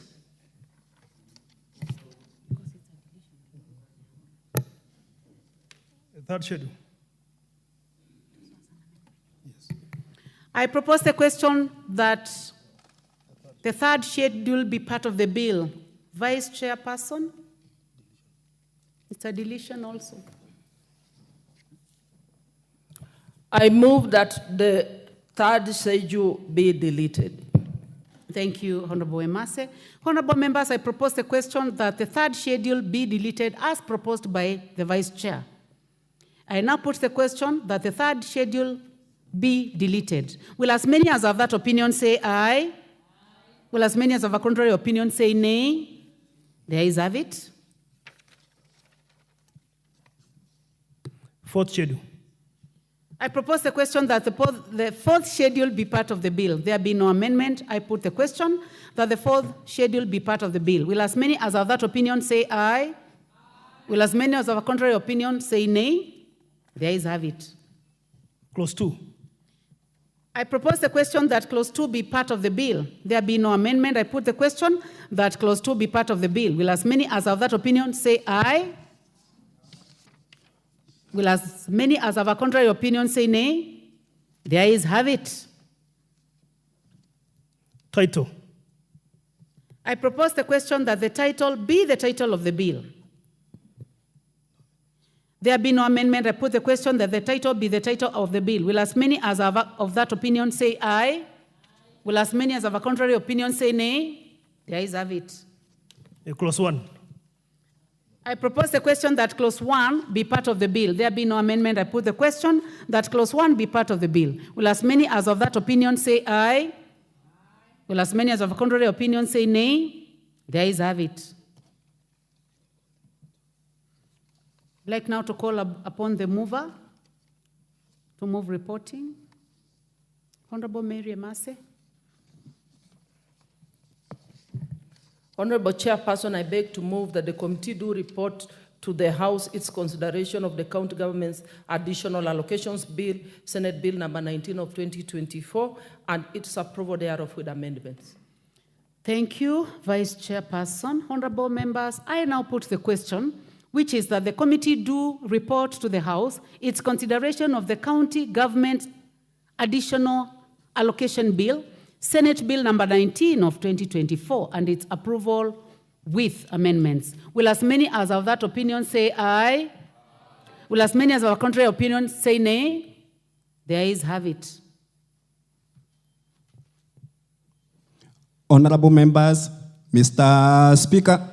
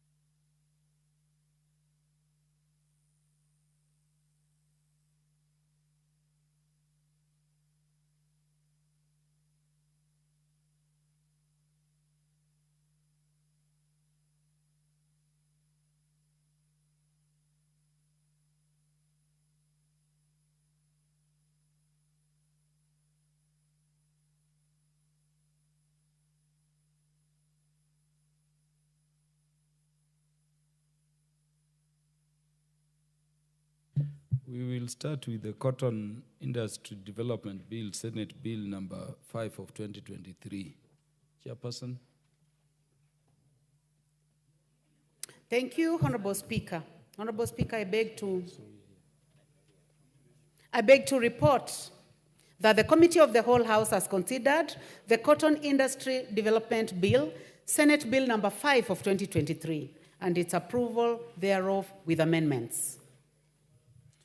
Thank you. The mover to move agreement with the report.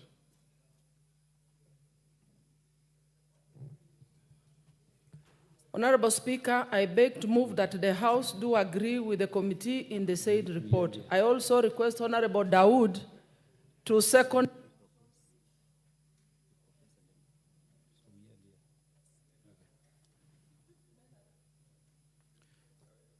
Honorable Dawood appears not to be in the House, must have stepped. Oh, Honorable Dawood is somewhere at the rear. Honorable Dawood, second. Honorable Speaker, I'm very much in the House and I wish to second. Yeah, honorable members, I propose the question that the House do agree with the committee in the said report.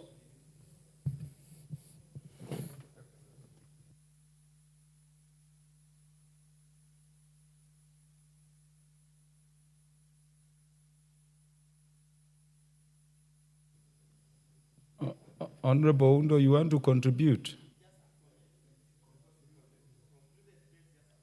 Yeah, thank you. Give Honorable Undo. Speaker, I must take this opportunity to laud the Senate for bringing the bill into this House, and we hope the amendments who have done any, the Senate will concur so that we expeditiously complete this process. It has been a long period since the days of the Cotton Lint and Marketing Board, when cotton collapsed. We, the MPs from Busia, have done our very best to revive cotton growing. And as I say now, it's only Busia that already has a public-funded ginnery, and the second one is being funded in Pavi in Kwale.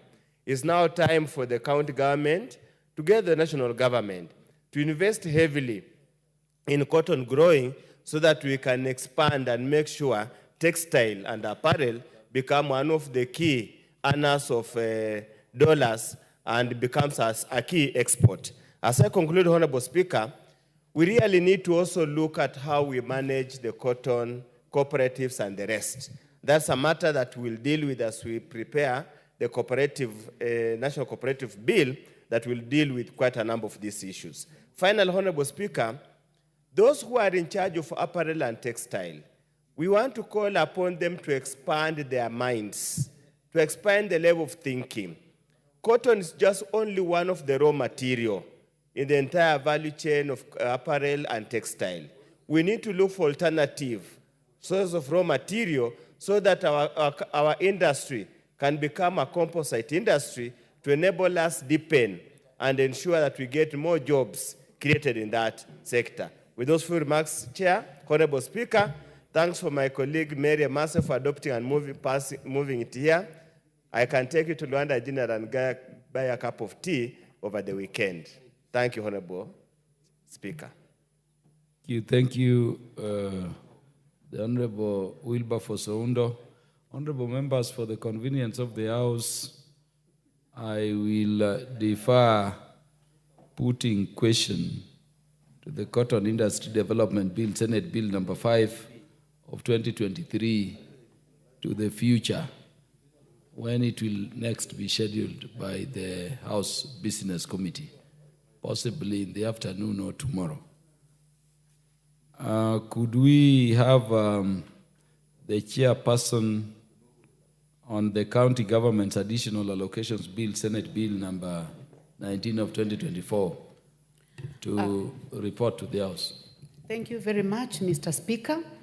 Honorable Speaker, I beg to report that the Committee of the Whole House has considered the County Government's Additional Allocation Bill, Senate Bill number 19 of 2023, and its approval.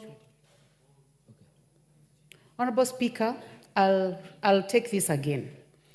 Honorable Speaker, I beg to report that the Committee of the Whole House has considered the County Government's Additional Allocation Bill, Senate Bill number 19 of 2024, and approved the same with amendments. Thank you, Honorable Speaker. Move to move agreement with the report.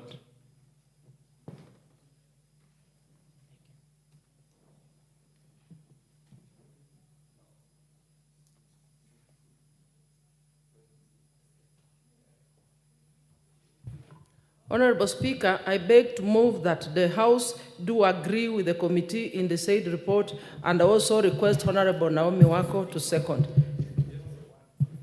Deputy Majority Whip. Honorable Speaker, I second. Honorable members, I propose the question, which is that the House do agree with the committee in the said report. Does the Honorable Elsie Mwanda want to speak to this? There are very many requests, are they, of members seeking to speak to this? Or to the next order, eh? Yeah, again, honorable members, for the convenience of the House, putting of the question to the matter of the County Government's Additional Allocations Bill, Senate Bill number 19 of 2024, stands deferred to the future, when it will next be scheduled by the House Business Committee for consideration by the House. Next order. Order number 13, motion, policy and funding for sugarcane farming in the country. The mover was the Honorable Nabulindo. You had quite a number of minutes to go, so you will continue moving.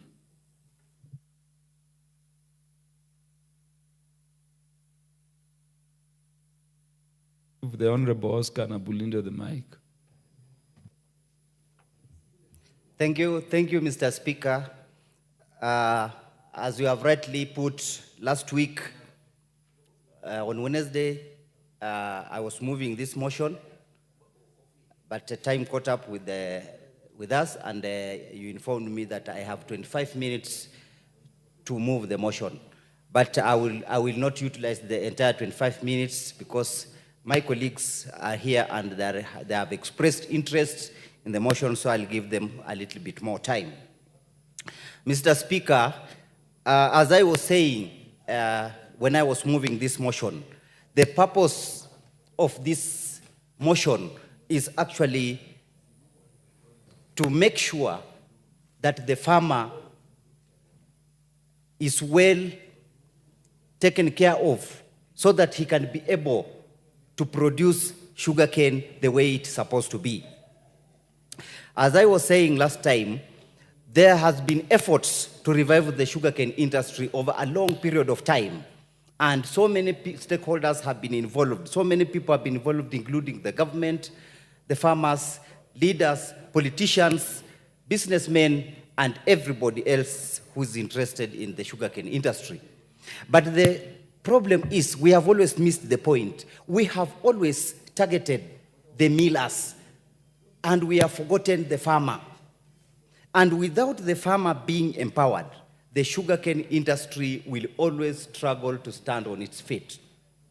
Because the only engine that can drive the revival of the sugarcane industry is provision of adequate and quality raw materials. And that can only be provided by the farmers. Because the little land that was set aside as the nucleus estate cannot sustain the miller even for a week. The big percentage of raw materials that are taken to the milling factories come from the farmers. But the farmer has always been neglected. Initially, when the sugarcane industry was beginning in Kenya, that is in the 70s, there was a clear way in which farmers were empowered to produce the sugarcane. First, there were elaborate research done on the land, on the seed cane, and on the acreage that the farmer has that can be available for farming. And before the factories could be taken care of, the farmer was first taken care of. I remember very well, and it's very well in the history, that I'll give an example from Mias zone, where I come from, that at that time, after the registration of farmers, after establishing how much acreage the farmer is able to utilize, the then Buka company provided the farmer with inputs like tractors so that the land could be plowed. After plowing the land could be harrowed. Then the farmer will be provided with the quality seed cane. Then after provision of the quality seed cane, the farmer will be provided with fertilizer to do the planting of the seed cane. That enabled the farmer to start the process of sugarcane production. And that process did not stop there. After 6 to 8 months, the farmer was provided with fertilizer for top dressing. And there were extension services provided by the company or the miller at that time to educate the farmer on how to take care of his crop. Unfortunately, right now, such services are not there. The farmers have been left alone, and they are not able to know what to do because we have a new generation of farmers. They are not the old farmers that we used to know. So the new generation of farmers are not given any information on how to cultivate the sugarcane. Mr. Speaker, this lack of financial support to the farmer is the major reason why the sugarcane industry is not picking at all. And therefore, this motion is intended to make sure that the government of Kenya and the investors who are investing in the milling factory of sugarcane, they put aside a special fund that will enable the farmer to get the necessary inputs to enable that farmer to produce the sugarcane that they so dearly want. Mr. Speaker, last week after I had started moving this motion, I received a lot of feedback, but 80% were positive feedback from the sugarcane farmers. But the 20% were questioning, why is it that every other time the leaders from Western Province are always talking about sugarcane farming? Why can't we do something else? That's what they told me. And my reply to that is that we cannot give up. We cannot do something else. Sugarcane farming is what we know. Sugarcane farming is what the people of Western, the people of Mumias, the people of Bungoma, the people of Kisumu, the people of Busia, and other areas know. This is what we know. And as the saying goes, Mr. Speaker, in our community, they say, if a child finds a mushroom in the field, that child will always go back to that spot in the hope that he will one day again pick a mushroom. The sugarcane industry was the backbone of the economy of the people of Western. This is our economy. We did everything from the sugarcane. And therefore, we have nostalgic memories. We have nostalgic memories about this. Most of us are here because of the sugarcane industry. I went to school because my grandfather and my father were able to pay my school fees through the sugarcane farming. But that is not possible right now because there is a big problem. Most farmers uprooted their cane. They uprooted their cane because there was no profit at all from the farming of sugarcane. And therefore, as leaders, we are always going to fight for the welfare of the farmer. because we have established factories already there. So if someone suggests that we should stop sugarcane farming and do something else, what are we going to do with those factories that are already there? What are we going to do with them? Mumia's sugar is there. Nzoya's sugar, Nzoya sugar factory is there. Miwan is there. Son is there. So if we stop farming, sugarcane farming, where do we take all this facility? What do we do with them? So we are going to look for ways and means to make sure that sugarcane farming is again profitable to those people who used to profit from it. Mr. Speaker, the collapse of the sugar industry in the Western region led to numerous problems that sometimes we can't speak about them. The families that depended on this activity dived directly into abject poverty, and they have never been able to rise from it. Most families have now resorted to selling of that land because that's the only thing they have. That land can no longer be productive. So if they want to educate their children, they cut a piece of that land and they sell. In another year, they will sell again. Now, eventually, families do not have the land anymore. But the little that is there can be utilized. And we cannot bank on the large tracts of land that used to be there because they are no longer there. Due to increased population, families have divided the land. Therefore, the government needs to put elaborate frameworks in place to make sure that we have enough land for sugarcane production. And that can only happen if we engage the communities that used to do that. We engage the communities positively and try to make available land that is supposed to be used for sugarcane production. Mr. Speaker, we also need to set up an elaborate research center that can do research on sugarcane farming, sugarcane production, and sugarcane marketing, and anything concerning sugarcane. Of course, we have such institutions in place, but their findings do not reach the farmer. The farmer is still in a cocoon. He does not understand, what am I supposed to do next?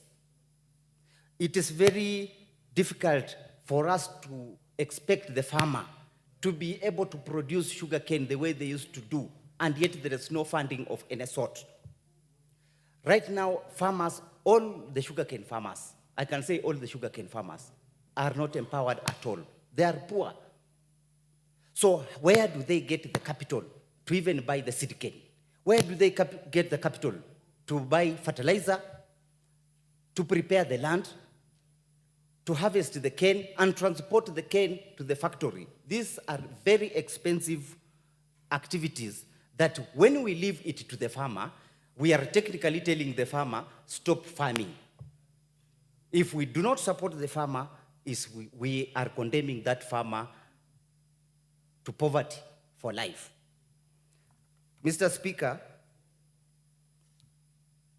therefore, this motion, the purpose of this motion is to look at the farmer, to finally look at the farmer.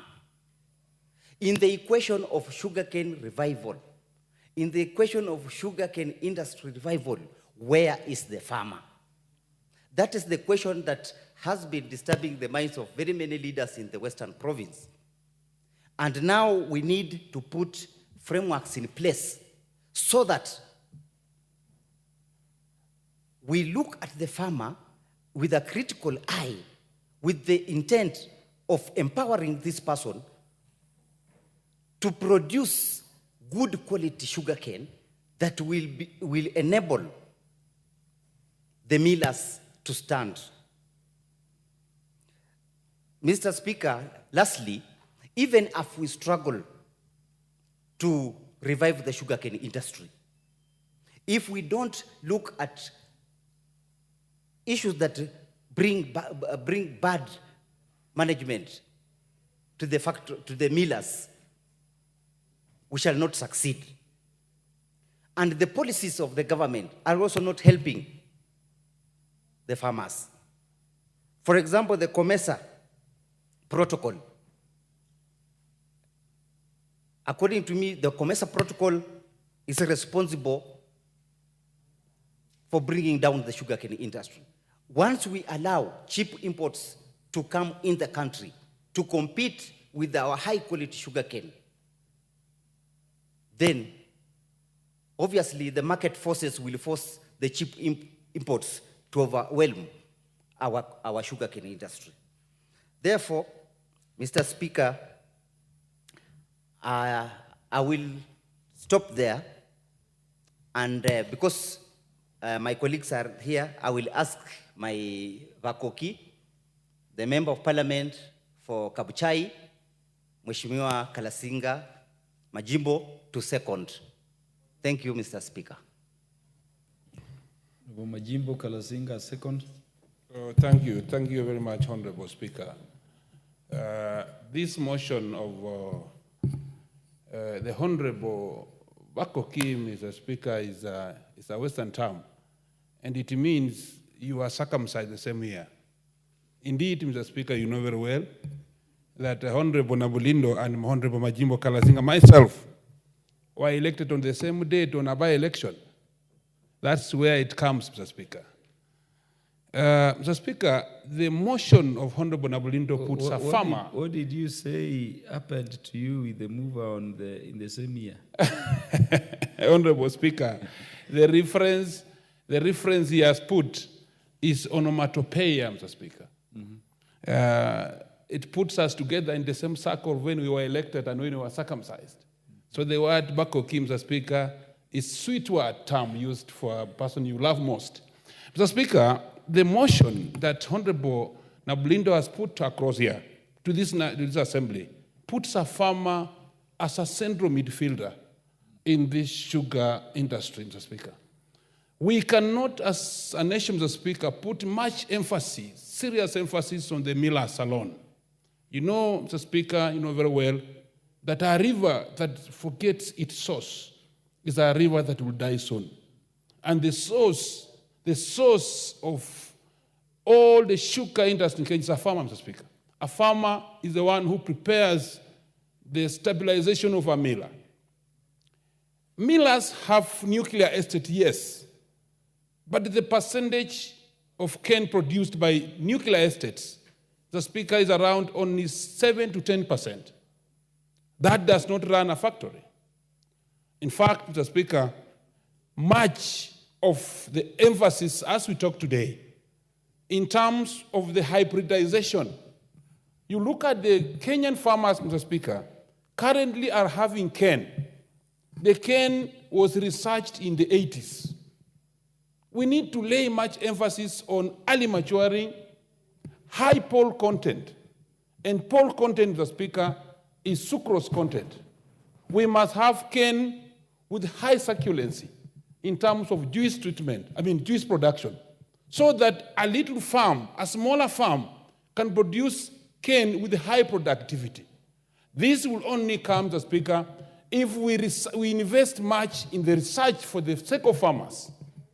We do much of this genetic hybridization to bring in more better breeds that can mature very early. Mr. Speaker, we look at a country like Malaysia. They have cane that mature with 7 months. This will increase the output of a small farm. This will capture the maximization of the miller. And again, Mr. Speaker, this, if we do it, it will increase the profit of a farmer. Because the rate of stock, the rate of harvest will be more in a year. Mr. Speaker, if we look, we still live with the old breed that takes for 24 months for them to be mature. We are frustrating a farmer with this small. And you know, Mr. Speaker, people of Western, and I know you happen to come from the Assembly, Mr. Speaker, we have the best fertility in terms of production. Mr. Speaker, we are producing every day, population is increasing, and therefore the land is reducing. So we need to see how do we maximize the little farm that we have and produce more. So, Speaker, also, if this motion go, and I want to thank the Honorable Nabulu, Mr. Speaker, because tillage of a farm, when we were growing up, Mr. Speaker, you could not plant cane if you have not plowed twice, first and second. And now, Mr. Speaker, the planting process, because it's left to a farmer alone, with less money, less support, Mr. Speaker, the planting is not as scientific as so required. Mr. Speaker, we have something called seed treatment. Cane seed treatment, Mr. Speaker, first, there are chemicals that must be used before you plant cane. It must be cut to a certain size, not more than 40 centimeters, treated well, and placed in the soil. So, Speaker, currently, we are planting without those controls because the farmer is left alone. So if this motion goes on, Mr. Speaker, I believe that the farmer is being given the midfielder in this game. A midfielder in a way that he will supply the best cane to the miller and himself have enough profit to run again, Mr. Speaker. Mr. Speaker, you also know that infrastructure is very key. Some of the farms and farmers are in the swampy areas, Mr. Speaker. And farmers who plant cane in swampy areas, Mr. Speaker, are disadvantaged when the right time of harvesting comes. For example, if you are planting a cane in a swamp area and harvesting takes 18 months and you arrive at 18 months when it's rainy, Mr. Speaker, those cane will not be harvested until the dry spell. So that they'll come and now pull out cane because let us have a better infrastructure even in the swamp areas so that it becomes very easy. And when the right time comes, maturity comes, the Speaker, these farmers get it. The Speaker is also, it is giving us nightmares, people who come from this region where we plant cane. It's funny that you are realizing at the moment, instead of even millers upping the game in terms of price of cane farmers, they are reducing the prices. So, Speaker, we're not going to agree on this. We can't agree. When the price of fertilizer is skyrocketing, when the fuel is increasing because tillage of land is done by tractors, Mr. Speaker, you get a miller reducing the price. That is not going, we are not going to think about that. If we do like this, Mr. Speaker, then a farmer will be frustrated, he will run out of play, and then we shall import sugar that come in this country, and that sugar that come in, Mr. Speaker, we are not sure of its safety. Because sugar in Kenya, Mr. Speaker, produced by us, go through a law called GRAS, Mr. Speaker. GRAS is G-R-A-S, generally regarded as safe in terms of quality because we know our millers, Mr. Speaker. But sugar that will come in this country from other countries, Mr. Speaker, we cannot assure our Kenyans about cancer-causing issues. So, Mr. Speaker, to be honest, let us support a farmer. And Honorable Nablindo, you've done the best to come with this motion, and Mr. Speaker, without much ado, because we are friends who should also debate in this. I, as a member of parliament for Kabuchai, a region that is rich in sugarcane plantation, Mr. Speaker, I therefore, Mr. Speaker, with due respect and honor, I second this motion. Thank you, Mr. Speaker. Thank you. I'm on my feet. Who is that member walking all over behind? The Speaker is on his feet. May the members who are standing take their seats because this is a bit long.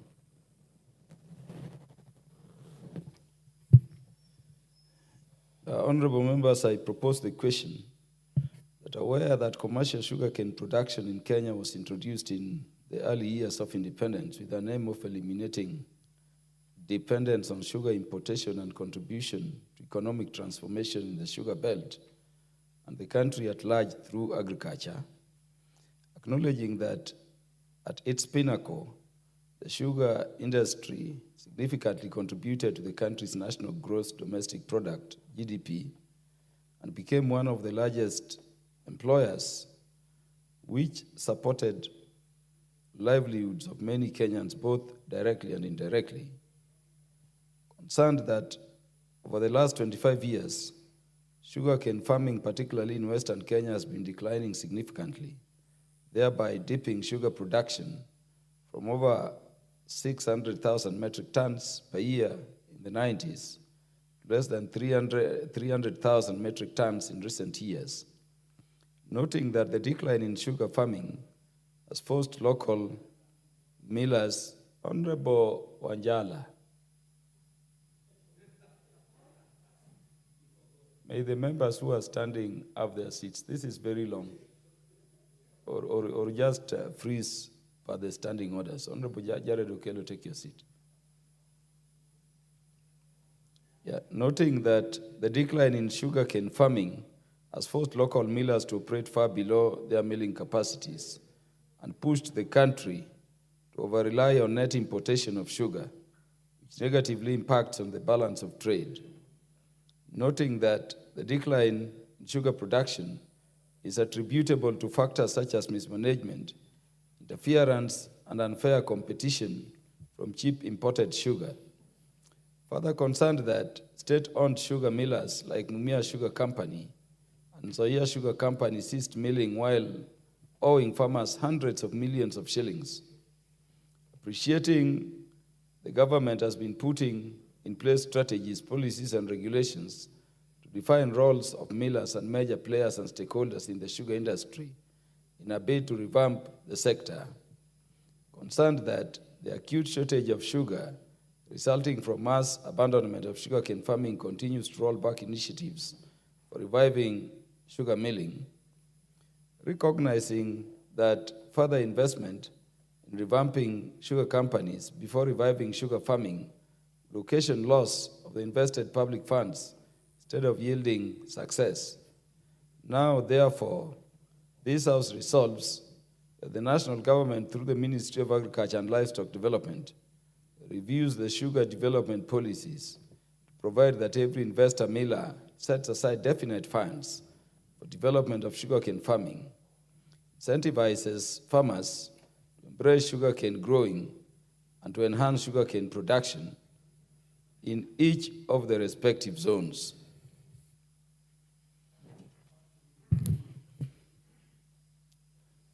The Honorable Geoffrey Udanga. Thank you, Honorable Speaker. Honorable Speaker, I want to support this motion as moved by Honorable Nabulindo. Mr. Speaker, as already noted, the sugarcane farming in many parts of the country, not only Western, because sugarcane was grown in Nyanza, Western, and even at the coast. You remember there used to be the Ramisi Sugar Factory. Was really the mainstay of the people in the regions, because people were employed in those factories. Farmers got a lot of income from those factories, and they were able to meet their daily requirements like school fees, food, and so on. Mr. Speaker, this is not a crop that we need to wish away. And the sugar farming, sugar production, and the sugar sector collapsed because the governments of the day, Mr. Speaker, were not keen. They were corrupt, they were greedy, and therefore they wanted to import sugar and sell at the expense of the sugar that was being done by our farmers. Honorable Speaker, the motion is about policy. It's about policy. The unfortunate thing is that in this country, and this has been said here very many times, is that we develop very good policies, but at the end of the day, these policies just end on gathering dust on the shelves. And from last week, I have noted that there are many, many motions in this House which were discussing policy. I think we need to shift and make these policies work, Mr. Speaker.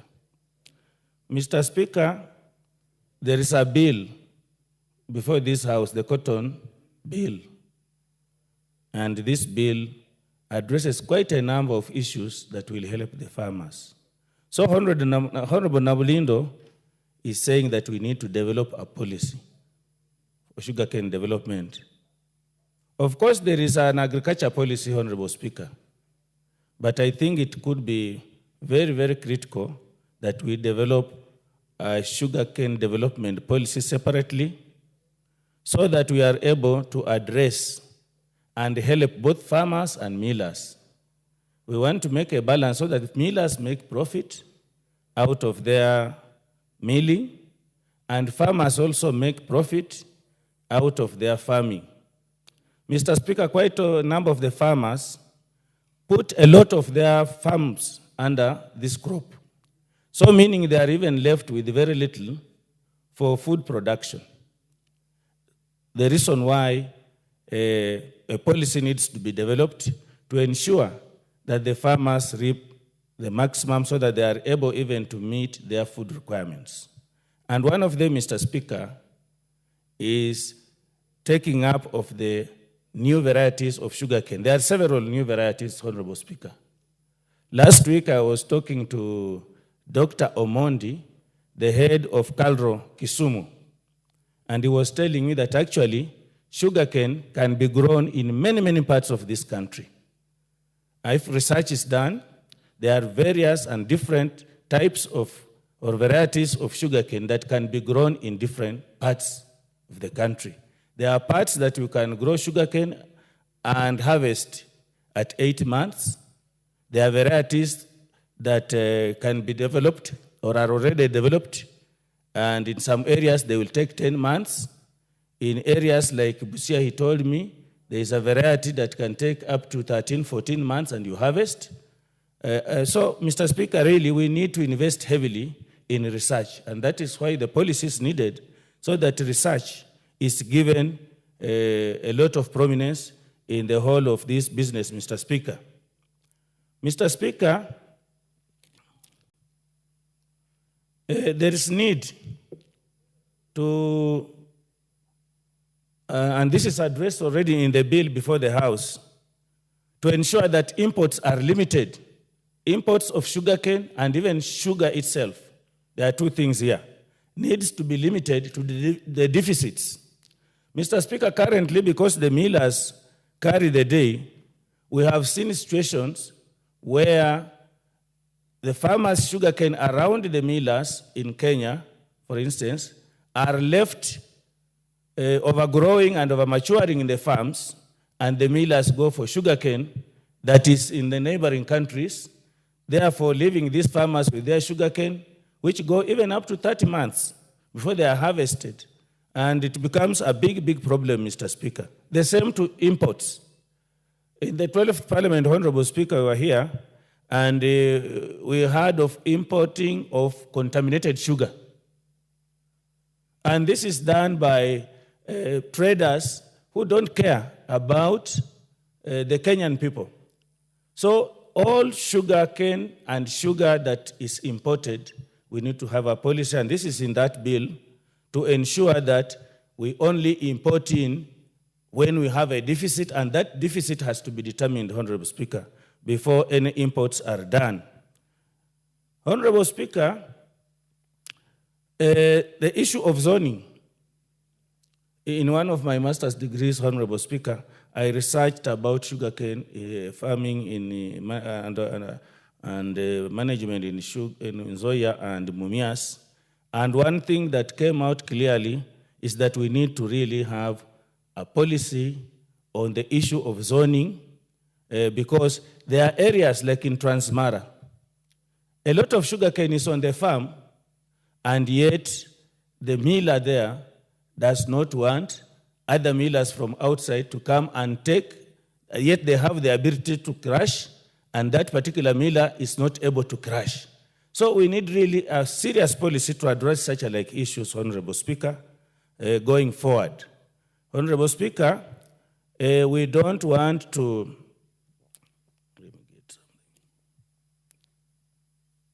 sensitization of the Kenyan people, particularly the farmers. They really need to know and to be told that even there is this new variety of sugarcane. Quite a number of farmers do not know. So they need to be sensitized and they need support. To get this support, a policy needs to be developed so that we have the millers, like in the earlier times, for those farmers who were not able to raise funds to be able to finance their farming, the miller would come in and provide support, which amount of money would be deducted when the harvest is done. So, Honorable Speaker, a lot needs to be done, like in the area of research. At the moment, all research institutions were lumped together. And I think this is a heavy task for KALRO alone. We need to have a sugarcane research foundation or something like that, coffee research, all of them like it was in the year before, so that seriousness is put into research. And also we budget for it, Honorable Speaker, in this House, so that we fund enough. If we don't do that, Honorable Speaker, we are leaving this House to the dogs. With those remarks, Honorable Speaker, I support. The Honorable Wilberforce Oundo, MP for Funyula.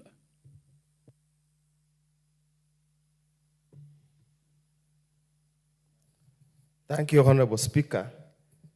And the Speaker, through you, probably we need to request Parliamentary Service Commission to repair microphones so that I don't have to keep on shifting. And others, you have told us to go digital using the gadget. So I hope you will be kind and gracious enough to pass over the message. Honorable Speaker, Honorable Oundo, the message is noted by the Speaker, and the Parliamentary Service Commission is watching the proceedings. Thank you, Honorable Speaker. Action will be taken. Honorable Speaker, allow me to sincerely thank my colleague, Honorable Navulindo, for bringing this motion to this House at this particular time. It's a timely motion, and indeed, Honorable Speaker, the history of sugarcane farming in this country is a very sad history. Indeed, it's a very, very sad history. That a country of the stature of Kenya should never have allowed it to happen. Honorable Speaker, and I've always told, and I remember President Moi, Daniel Toroitich Arap Moi, used to quip that siasa mbaya, maisha mbaya. The politics of sugar cane, sugar merchants, sugar trade have crippled sugarcane farming in this country. Honorable Speaker, we were here in the morning when we were talking about KAIP under the county government additional allocation funds. And one of the key areas we raised, and Dr. Mtunga clearly prosecuted it, that unless we focus on the production of the raw material, all these edifices, all these structures, all these industrial parks we are putting up, Honorable Speaker, will become what I called white elephants. Because we are forgetting the people who generate the raw material, Honorable Speaker. You cannot talk about the end product if you do not invest in the production of the raw material. Honorable Speaker, every election cycle, sugarcane and sugarcane farmers have been the pawns in all election campaigns. And it's even reported, Honorable Speaker, quite a number of politicians have never wanted those sugarcane millers to be operational, especially publicly funded ones. Because every single election cycle, Honorable Speaker, there is always a money, an avenue to raise funds for campaigns. We keep on ignoring the farmer. We keep on forgetting the farmer. And that's why the plea by Honorable Navulindo contained the motion should move the powers that be to ensure that we concentrate on the farmer. Honorable Speaker, what do we do with the farmer? He has lamented the farmers are abandoning sugarcane farming. But any rational person will not continue investing his time, efforts, and money where the returns are negative. None.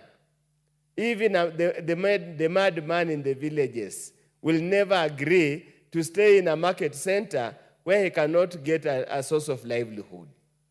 We'll move to the next. So, rationality. Honorable Speaker, in land economics, we have the principle of highest and best use, where any landowner will only commit that particular land where he's going to get the highest returns. Sugarcane over the time, because of mismanagement of the sugar milling factories, is no longer a highest best return for even half an acre of land in Mumias. Why plant? Wait for 24 months, you supply, you wait for 36 months to be paid. How do you eat? How do you pay your medical covers? How do you pay your school fees? How do you entertain yourself? How do you feed your family? And how do you increase your household if you have no source of income? Because you have tied in your investment in sugarcane that's not likely to be paid in the nearest future. Honorable Speaker, has there been any incentives accorded to the farmers? The answer has been zero. We came here, Honorable Speaker, last year. We made some amendments. We moved some motion to allow the Treasury pay some sugar factories some money. Where did that money go to? Honorable Speaker, writing off pending taxes. Who benefits? The sugar millers. The farmer is ignored. We said we'll pay the farmers. They were fourth and fifth priority. I'm sure Honorable Nablindo will tell us whether those are in the Mumia sugar belt. Even yourself from, I have seen Jared Okello here. I've not seen the Wendo sugar belt, what the farmers paid, outstanding dues. You would find, Honorable Speaker, probably not. They were just taken. So they dispirit the farmer to proceed. Honorable Speaker, do we have even a farmer financial institution? Do we used to have AFC, Agricultural Finance Corporation? Do they still fund farmers to provide, to give them farm equipments, the farm inputs, assist them in land preparation? The answer is no.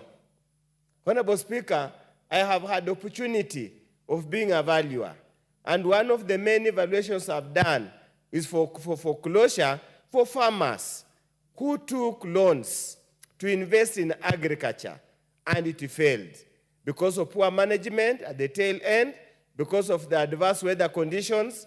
Honorable Speaker, this country must walk the talk. We are very good in political platitudes. We are very good when we are given microphones all over. We keep on promising what we can't do. We ignore the people who make us what we are. Honorable Speaker, we used to have KESREF, Kenya Sugar Industry Research Foundation, that was headquartered in Kibos. When the AFA Act came, all of them were collapsed. So they have the dedicated research institution that will produce, that give us sugarcane varieties that are all maturing, that have got high sucrose content, was all abandoned. Yet, Honorable Speaker, we have a full-fledged Ministry of Agriculture at the national level. We have all the two small governments, the 47 to small governments, have got a huge budget for agricultural extension officers, for agriculture. Yet, all that money only goes paying personal emolument. Nothing goes to developing, supporting the farmer. Honorable Speaker, it is time we must relook at these things completely differently. And I hope our experts from ODM who have gone to assist, when they were unable to work, will at least inject some vibrance and some new approach. And Honorable Speaker, we want to ask the appointed powers that be, the docket of agriculture should be given to those people who understand these things, Honorable Speaker. It's the sugarcane sector to expand. We just hope now the bill, the sugar development bill that we have passed, and I want to implore upon Senate that we have made amendments here, we'll have to go for mediation. I want to implore upon Senate that they need to go beyond pettiness and allow us to process this sugar bill into an act of parliament as soon as practically possible. We have spoken about sugarcane farming. The governors in the sugar belt areas have had endless conferences in high-cost hotels, ignoring the farmer who suffers the most. Honorable Speaker, where I come from, we have Busia Sugar Factory that is domiciled in Honorable Danga's constituency, and they have leased a whole chunk of land along the swamps to basically grow sugarcane. They have leased, so that means the small-scale farmer is no longer being given consideration. The model is changing. Come and lease idle land, parcels of land, amalgamate all of them, and allow to divest. Yes, your time is up, Dr. Wilberforce Oundo. I'll give you 1 minute to support. The technology you mentioned, honorable members, I'm warning you that the lights you are used to are not working. You see? So I was not alerted. So in that score, Honorable Speaker, I support, and I would probably also expand that we also bond the county governments to invest in sugarcane production. With those very many remarks, Honorable Speaker, I support the motion. Yes, we will have Honorable Abdul Rahim Dawood to be followed by Honorable Adan Kainan because of rank. Thank you, Mr. Speaker. Mr. Speaker, I want to first congratulate Honorable Nabulindo on bringing this motion. Not that I have sugarcane farming in my constituency or my county, but as Honorable Odanga has just mentioned, there are varieties which can be done in any part of the country. Mr. Speaker, there is a fallacy that sugarcane, we were amongst the top producers of sugarcane, but the top producers of sugarcane is Brazil at 38%, India at 22 or 23%, and then we come down.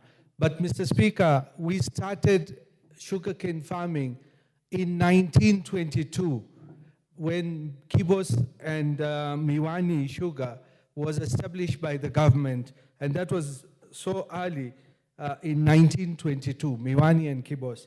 Thereafter, the government established Chemelil sugar 1968, Mumias 1973, South Nyanza 1979, Mohoroni 1966, Nzoia 1978, Kibos 207, Transmara 2011, Sukari 2012, and others which have come on board. But Mr. Speaker, the issue is not on the factories which are there. The issue is regarding the farmers, because farmers can produce. At the moment, the average is 74 tons per hectare. That is the average. But some places you can even get up to 200 tons for an hectare. And the cost per acre for producing sugarcane is between about 210,000 shillings to 280,000. Profits would be about 70 to 130,000. And Mr. Speaker, when the mover, together with my other colleagues who have talked about it, it takes about a year or more to harvest the cane. And I wonder if it is 70,000 or 100,000, which the farmer is expecting after a year of hard work, what is left? What is he left with all year round? And even if that money does not come in, where does it stand? he becomes destitute, he or she becomes destitute, our farmer. So we need to put in place better measures of how the farmer is going to be paid. Last year, Honorable Wangwe, Emmanuel Wangwe, he brought a bill, sugar development bill, the one Honorable Oundo has talked about, and it was very progressive. But unfortunately, it has still not been put into place, and I hope once it puts into place, our sugarcane farmers can get what they deserve. We need to do away with the sugar barons, because what is happening is, I think it is the sugar barons which really affect us. They would not want our sugarcane farmers to go up, the factories to work. We have, when I was in the Committee of Finance, I remember bailing out Mumias twice or thrice, 500 million to go and pay off the farmers. But unfortunately, that money has never gotten to the farmers. So what happens is the people lose faith. The other day, I was reading in the press that the farmers are complaining the price of cane has gone down. So once the price of cane goes down, how do you expect that farmer to now go and plant again sugarcane? Mr. Speaker, the same thing happened to us in the mountain region where we had coffee. In the 70s and 80s, our coffee was black gold. And what happened was our prices went down. It was broken up. So our farmers lost, and we have never recovered. We have never recovered the coffee boom of the 70s and 80s. And I think there is somebody somewhere who is messing up. Mr. Speaker, governors, if it is the governors now, because it is devolved agriculture, we need to put the governors on the block so that we know what they are doing about the sugarcane farming and all the other agriculture products. Because if we do not take hold of it, we will become a dependent country on sugarcane, whereas we can produce sugarcane. Mr. Speaker, we should, the sugarcane which we import, the Ministry of Agriculture should limit, do quotas so that we do not get imported sugar, so we produce our own sugar. Because at the end of the day, what will happen is we will kill our sugar industry, and sugar is not just in Western Kenya, it's even in Nyanza. South Nyanza has got sugar, Coast has got sugar.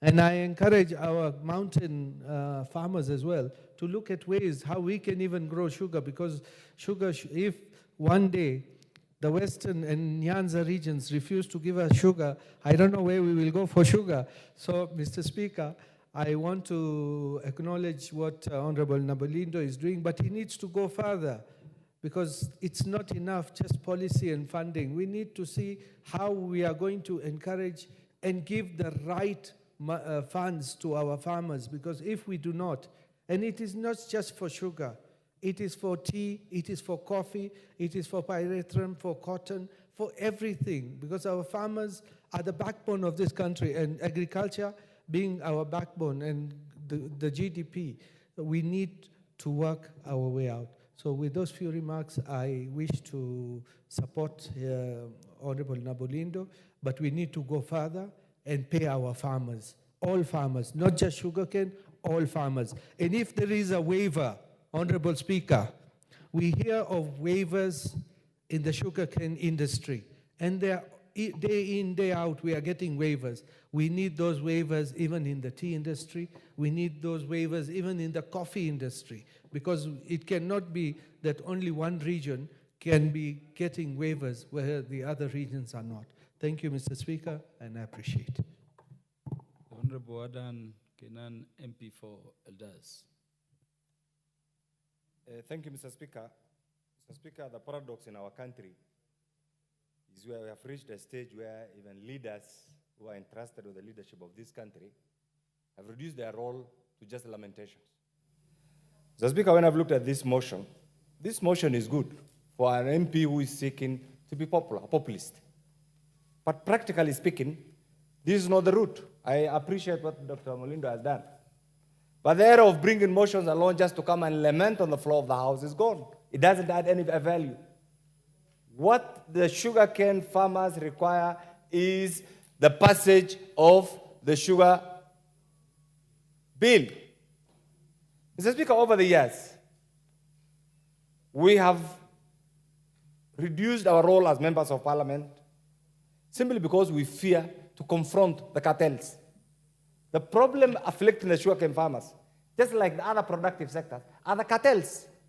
The cartels are not interested in expanding our GDP. The cartels are not interested in our economic growth. The cartels are not interested in reducing our trade deficit. The cartels are not interested in improving our foreign exchange reserves. The cartels are only interested in filling their pockets. Whose role is it to diminish their role? It is the role of the leadership here. Through legislations and through putting pressures actually on those who are tasked with the executive mandate. Mr. Speaker, I don't foresee a time when we will not need sugar. I don't foresee a time when Kenya will not be part of the global village. But we must reflect. This country was once a promising nation in the 60s when we got our independence. Today, we are at the mercy of cartels. We have been reduced to an importing nation, Mr. Speaker. We have been here. We have seen many members of parliament to come and bring motions here, lament about their sector. Mr. Speaker, I always give an example of KMC.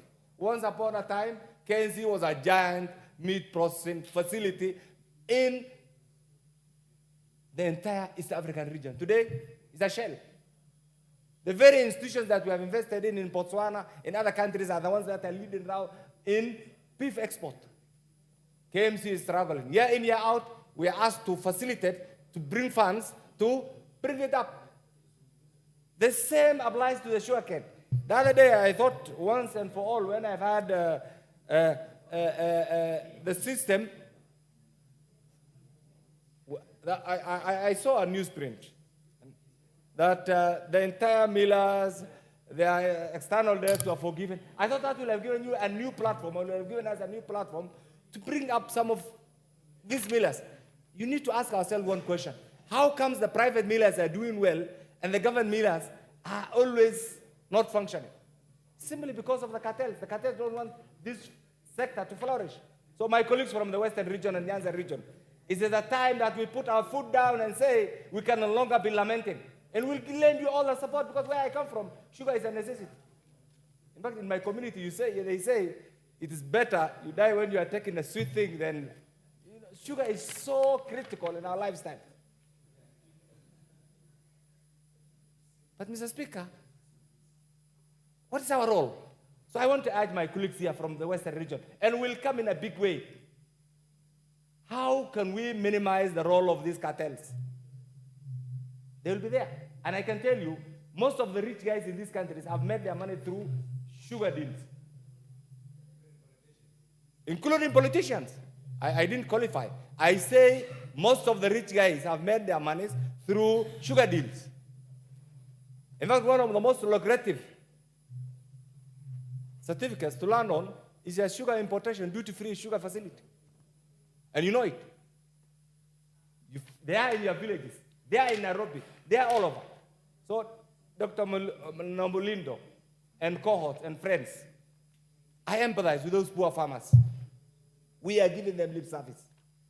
What they require is not lip service. What they require are practical solutions tailor-made to uplift them from abject poverty. And that is not a mean achievement.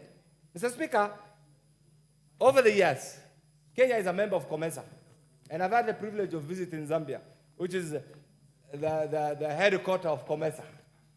Mr. Speaker, you go to Egypt, you go to Brazil, you'll be surprised today that if you go to, notwithstanding the current security challenges in Sudan, Sudan was a leading exporter of sugar. If you do a further investigation and even go to our neighbor here, Uganda, you'll find that some of these things, the way it is done, it's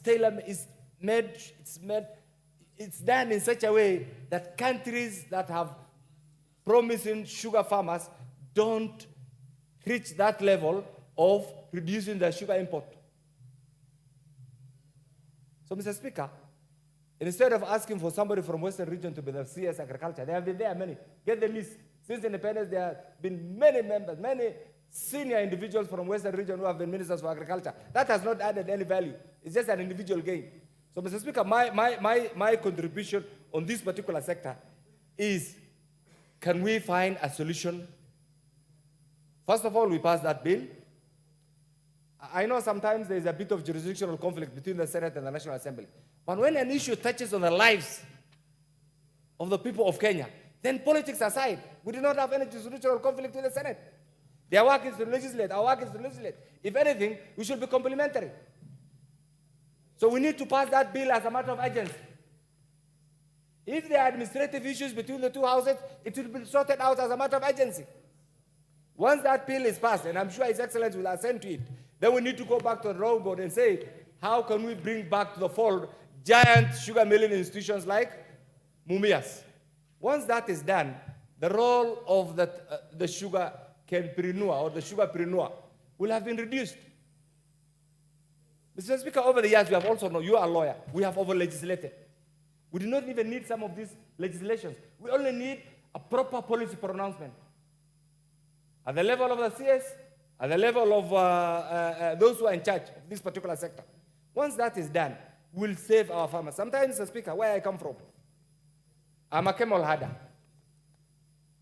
The only source of import where I can take my camels is either through Djibouti or through Ethiopia or through Somalia.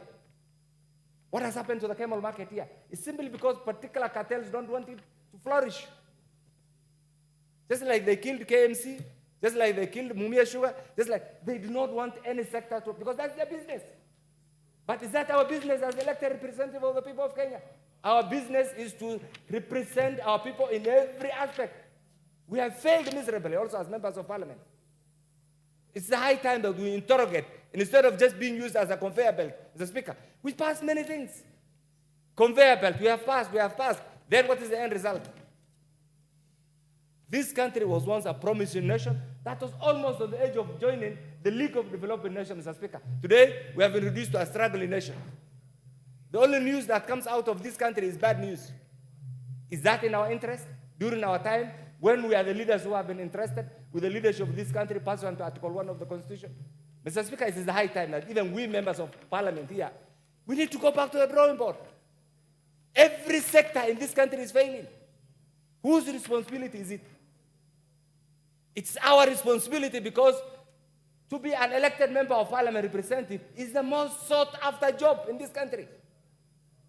And by extension, it's the most lucrative. So it's the high time that we put aside our privileges and say, whatever we have been doing has not been adding value to the well-being of the people of Kenya. And we want to start with the sugar cartels. I want to volunteer and join you in reducing their influence, in eradicating their presence, and making sure that the sugarcane farmers are freed from these cartels. But show us the way. Show us the way. For us, we are still struggling. In my conscience, I'm still struggling to have the first kilometer of tarmac road. 60 years after independence. And sometimes when you see certain things that we call them affirmative action, you just need to empathize with us. That's why sometimes I say, we have been around with you, we got our independence in August 2010 when people promulgated this August 2010 Constitution. That's the time when we got our independence. And I'm not joking. It's the truth. So I want to ask my friend here, the mover of this motion. We have heard you. The message is clear. It is loud. This message has been there since independence. This is not what we require. Can we canvass, can we cajole our friends in the Senate to have that bill, deal with the issues, pass that bill, and we confront these guys? But I thank you for the initiative, and I'm sure your farmers there and your constituents there will have heard you. We need to create, Mr. Speaker, this is my party shot. One of the roles, it's not the role, but one of the things that politicians actually aspire to have is to have to create followers, just like the Honorable Odinga. You know what many people don't know is the Honorable Odinga has followers. Most of us have supporters. Mr. Speaker, if really we want to succeed in this, You have not more than 45 seconds. Thank you, Mr. Speaker. I want to appeal to my friend from the sugarcane belt farmers that if you want to have followers like Honorable Odinga, can you today resolve that we'll deal with cartel so that you can stay in parliament, so that your people can also appreciate your contribution? I support. The Honorable Jared Okello. I thank you very much, Honorable Speaker. Honorable Kenan Adan, you got 45 minutes addition because of that name you mentioned. It comes with an incentive. Honorable Speaker, besides coming from the sugar belt, I also belong to the Agriculture Committee. And the challenges that abound within the sugar sector cannot properly be gainsaid. It is important to note, Honorable Speaker, that during the last regime, a task force was formed by the former President Uhuru Kenyatta, which was co-chaired by Honorable Ambetsa Oparanya and the then Cabinet Secretary in charge of Agriculture, Honorable Peter Munya. In the task force was the Kisumu Governor, Professor Peter Nyang' Nyong'o, amongst a host of many others. And Honorable Speaker, the main idea was to carry out an introspection around the challenges within the sugar sector. Honorable Speaker, one of the fruits that have since been borne by the task force is the sugar bill, which has passed both this House and the Senate. And at the moment, Honorable Speaker, the mediation team is yet to be formed to thrash out the discordance that emerged from the process. And Honorable Speaker, it is true that the sugar sector, even though a white gold, has continued to go through headwinds. Honorable Speaker, it is disturbing that whereas the government-owned sugar companies are experiencing lots of problems, there continues to be mushrooming private sugar mills, Honorable Speaker. And interestingly, those private sugar companies are performing very well, while the government-owned sugar companies perform dismally. So there must be a problem with the management. As a Committee of Agriculture, we have carried out a series of visitations within the sugar companies with a view to collect facts that surround the challenges that they experience. Honorable Speaker, under a fortnight ago, I accompanied the Permanent Secretary in charge of Agriculture, Dr. Kiprono Rono, to a visit, a fact-finding mission visit in Chemelil Sugar and Muhoroni, Honorable Speaker. And we noted that the machines are dilapidated. Just as has been said on when these machines were set up, Honorable Speaker, nothing substantial in terms of maintenance has since been done. So the spillages of the sugarcane juice, Honorable Speaker, that therefore creates immense losses to these companies, will always continue to be there. Honorable Speaker, it is high time that we invested heavily on overhauling these machines so that they can be proactive to the plight of the farmer and be responsible to the needs of the market, Honorable Speaker. If that can be done, that new machines can be availed, because the ones that we have are quite rickety in nature, then our country can start to reap the benefits that come with sugarcane, Honorable Speaker. Some of these companies actually struggle to break even. So a classical example of these sugar companies owned by the government, Honorable Speaker, is the fact that some of the employees haven't been paid for 59 months. 59.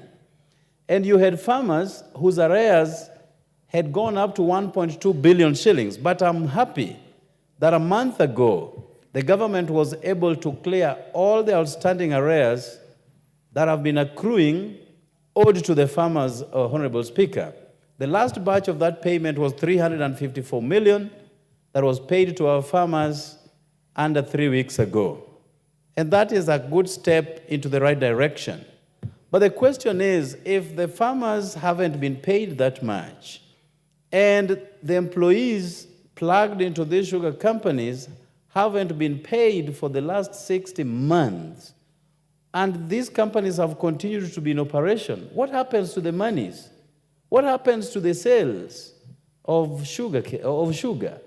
So there is a problem somewhere, Honorable Speaker. But we also know that sugar and oil during campaigning seasons would always be the lowest hanging fruit by crooked governments to make cheap money. And that is why they constantly come up with duty-free sugar, so that as they import sugar that attracts no taxes, they sell them for the same prevailing market price into the market and make gigantic profits out of it, Honorable Speaker. Yet, again, that kind of action kills our sugar sector here at home. So we are so happy to propagate the benefits of sugar industries across our borders when our own are dying here, Honorable Speaker. And it is a travesty that needs to be properly tackled, Honorable Speaker. I hope that the Senate Speaker, together with the Speaker of the National Assembly, will move with speed to concoct the mediation team so that within a very short period of time, these issues can be thrashed out and an act can be attained that will now try to look at the sugar sector in general. Honorable Speaker, sugarcane farming is a labor-intensive exercise.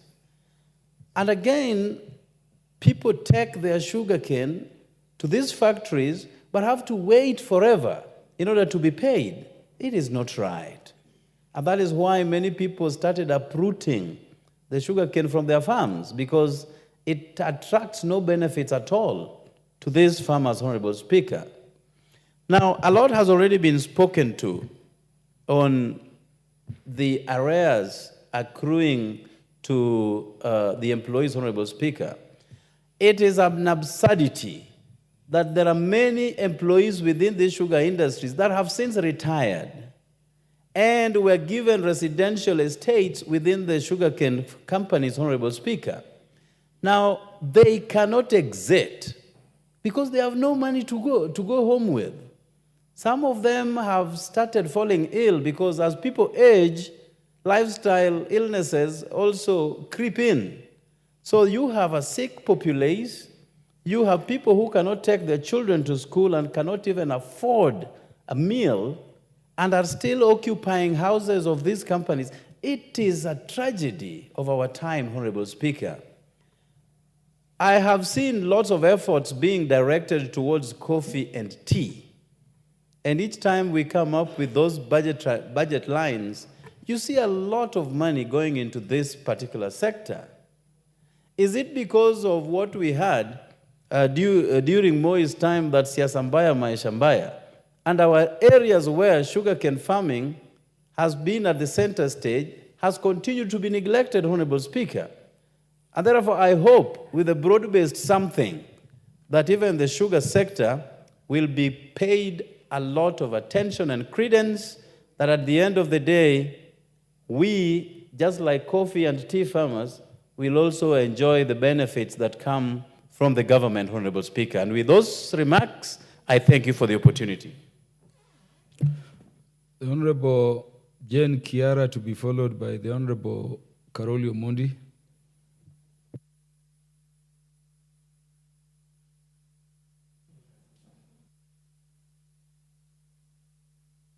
Why do some members believe the Honorable Jane Kiara can only talk about coffee, tea, and fish from Lake Naivasha? In fact, we don't have coffee and we don't have tea in Naivasha. We only have cabbage and onion. Mr. Speaker, much as I grew up in a region where we don't have sugar or sugar cane, on the onset, I want to support this motion because any serious government that is thinking of raising the economy of this country through farming has to address sugarcane farming. Mr. Speaker, like has been said here, sugarcane farming, I grew up in a place where we didn't have sugar, or rather sugarcane. It was in small scale, and where it grew, I always thought it was for squeezing that juice to make muratina. Mr. Speaker, where I grew up, there was a manual squeezing facility where young boys used to go and push that rod so that they are given a few coins when they produce the juice. I knew sugar, yes, but I didn't know where it came from. Because all I knew all along is that this is for muratina making. I came to know about the factories. In my last job, I was working for a company that was selling fertilizer. So that's the time I knew there were so many milling facilities, the Sonys, the Nzoias, the Mumias, the Kibos, and Chemil Mill, all those were my customers. Then that's the time I realized this thing is real. There is sugar. I only used to see the sugar in my sugar dish, and I didn't care where it came from. I visited Honorable Beatrice Wambilianga's place in our campaign trails. We passed through Nzoia, and I saw a big facility that was unoperational, just dead. Then you imagine the kind of jobs that were lost there. So if we want to create jobs, because what we are doing, we are exporting our jobs out there by importing sugar. The sugar barons here are the ones who control, and they don't address the deficit.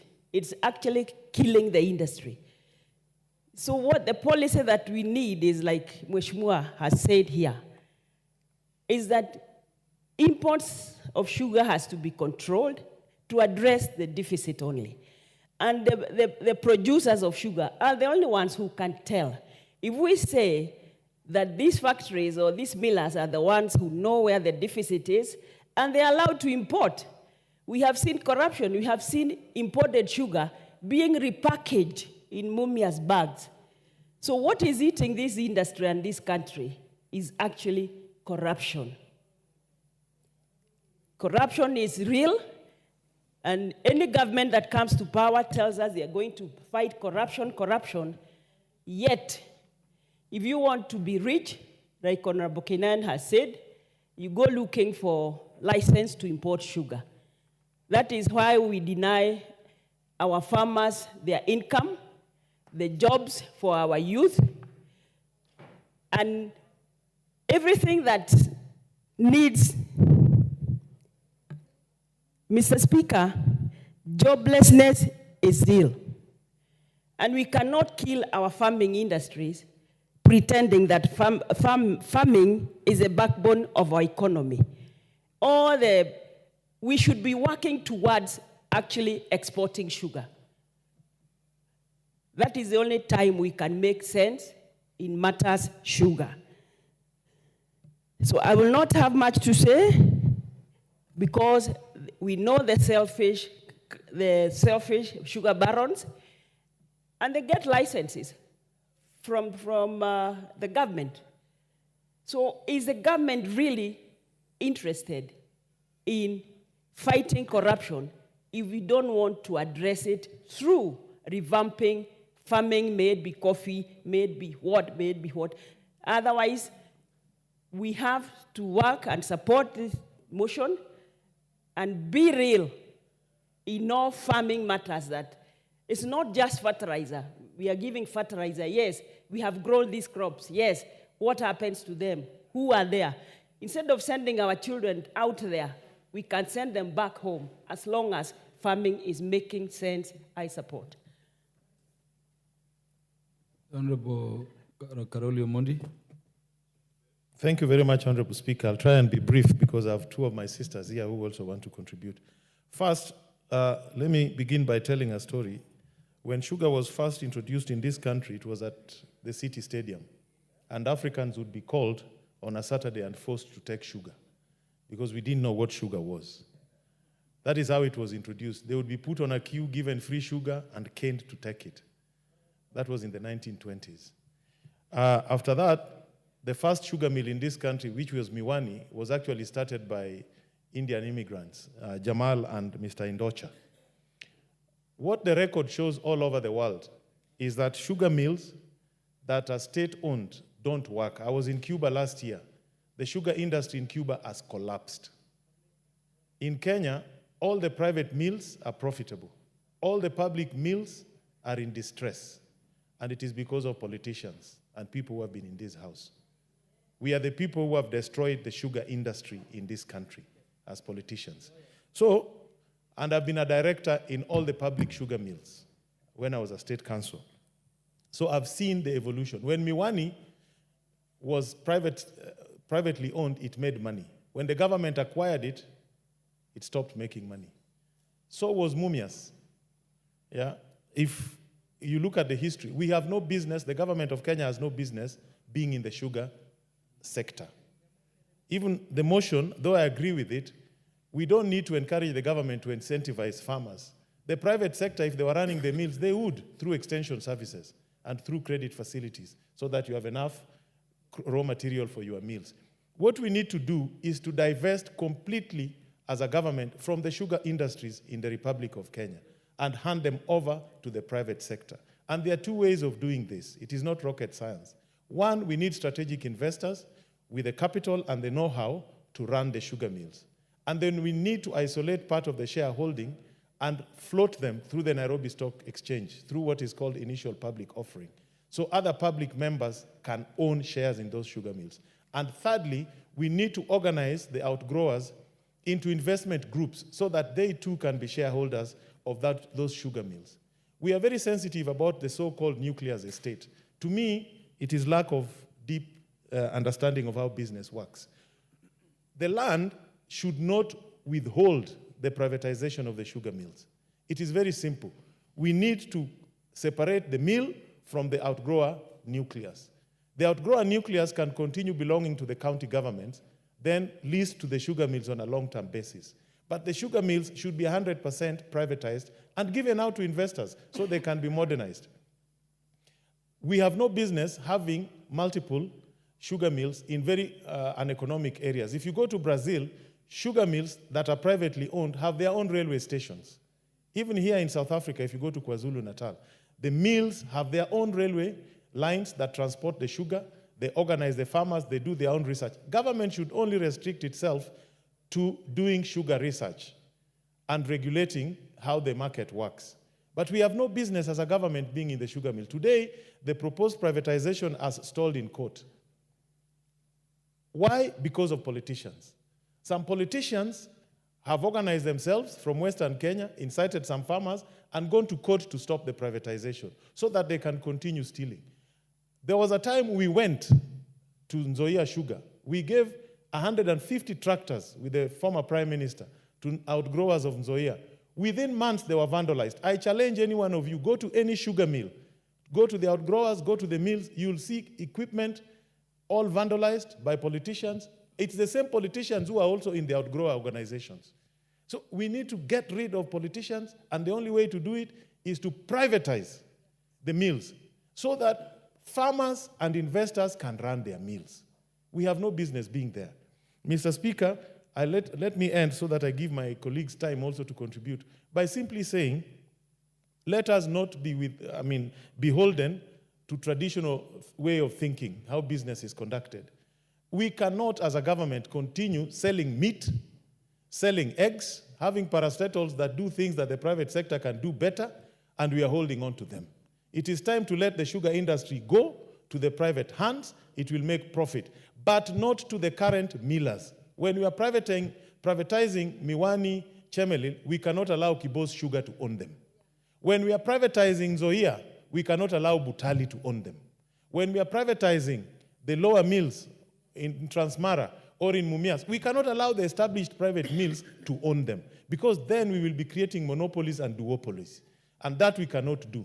We must allow other players to come into the sector with experience, buy the mills, and you will see a very vibrant sector. Thank you. With those few remarks, I beg to support.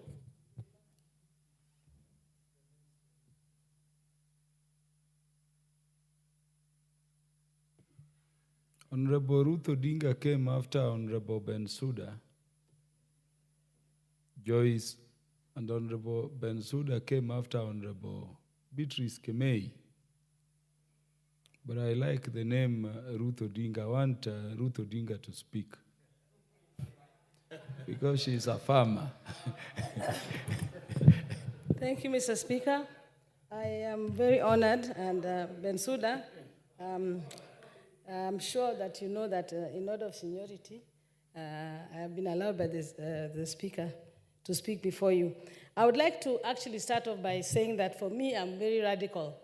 I believe that the sugar sector should be privatized. I am a farmer. I come from the sugar belt area. And at the moment, my farms are not actually doing any commercial sugarcane farming because there is too much cartels, number one. There's a lot of cartels. And I'll want to tell you this without fear, that when you look at the sugar sector, you find that mostly, a lot of the times, these cartels that operate are operating within the government sector. And those government sectors are the ones who actually own those sugarcane. For example, there's a time that the Kenya Sugar Board would be giving even the mills like Mumias the license to import sugar. And the Mumias would be importing the sugar, bringing it in, packaging it in Mumias sugar packages, and then selling it out. Now, what does that tell you? It tells you that there was no way the local farmers who are actually dependent, the outgrowers that are dependent on Mumias sugar, would be able to actually take their sugar cane to be milled in Mumias sugar. Apart from that, remember that apart from the sugar that we're talking about, there are those byproducts like molasses. There are so many people who are dependent on molasses, even industries. Like, for example, I will give you one. Those factories that we have, Kenya had the best 2 factories who were distilling alcohol, ethanol. That is Spectre and also Moroni, what do you call, agrochemical. And those 2 sugar sectors actually, those 2 industries are actually underproducing and used to be the only ethanol producing factories in the whole of East Africa. Now, because of the lack of the byproduct molasses, which comes from the industry, from the sugar industry, we do not have, and we're not able to actually operate. Spectre International, that was employing more than 500 people, is closed down. Agrochemical is underproducing because they do not have the sugar cane. Apart from that, the other mills that are there, the private mills that are there, have decided to now open their own ethanol factories within their sugarcane area, meaning that they are denying these other companies any, whatever, the molasses that they need, the byproduct. But apart from that, number 2, why I believe in the land why I also believe it should be privatized. The other reason is that you see these small little farmers, people are not able to take their sugarcane to the farms, to the factories. Because of that, they're selling their pieces of land. So you find that there's about, the person who owned 500 acres is now, has now sold his farm so that he has about 7 other people owning 30 acres of land. And they're all taking to the factory.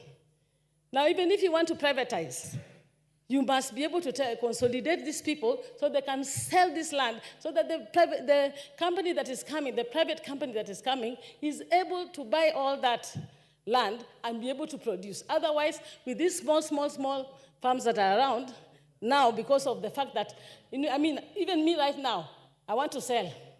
my farm because I have nothing to do with it. I probably not get anybody to sell land to of 500 acres. Maybe only somebody for 100, 100, 100.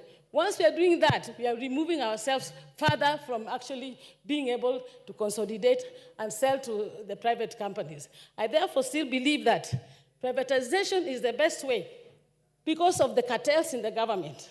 And you can see that all these other these private, what do you call them, sugar mills, are the ones that, even as I'm speaking to you, Kibos, what's the other one that is privatized?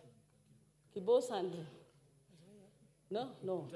Butali, Kibos and all, are the ones that are taking all the sugarcane that are within Moroni, within our own nuclear farms, and they're using them to be able to mill. Therefore, there's no way these factories of ours, even if you told them they can't compete with the private sugar millers. Yes, Honorable, Honorable Ruth Odinga. Honorable Ruth Odinga, you will have 6 minutes, and this motion will come back to the House, and you will be the first to speak when it is mentioned. The Honorable Beatrice Kemei and the Honorable Bensouda and all members listening to you know why I made the right decision to skip the line for you and to recognize you before them. Honorable members, the time being 1:03 p.m., this House stands adjourned until today, Wednesday, the 14th day of August 2024 at 2:30 p.m.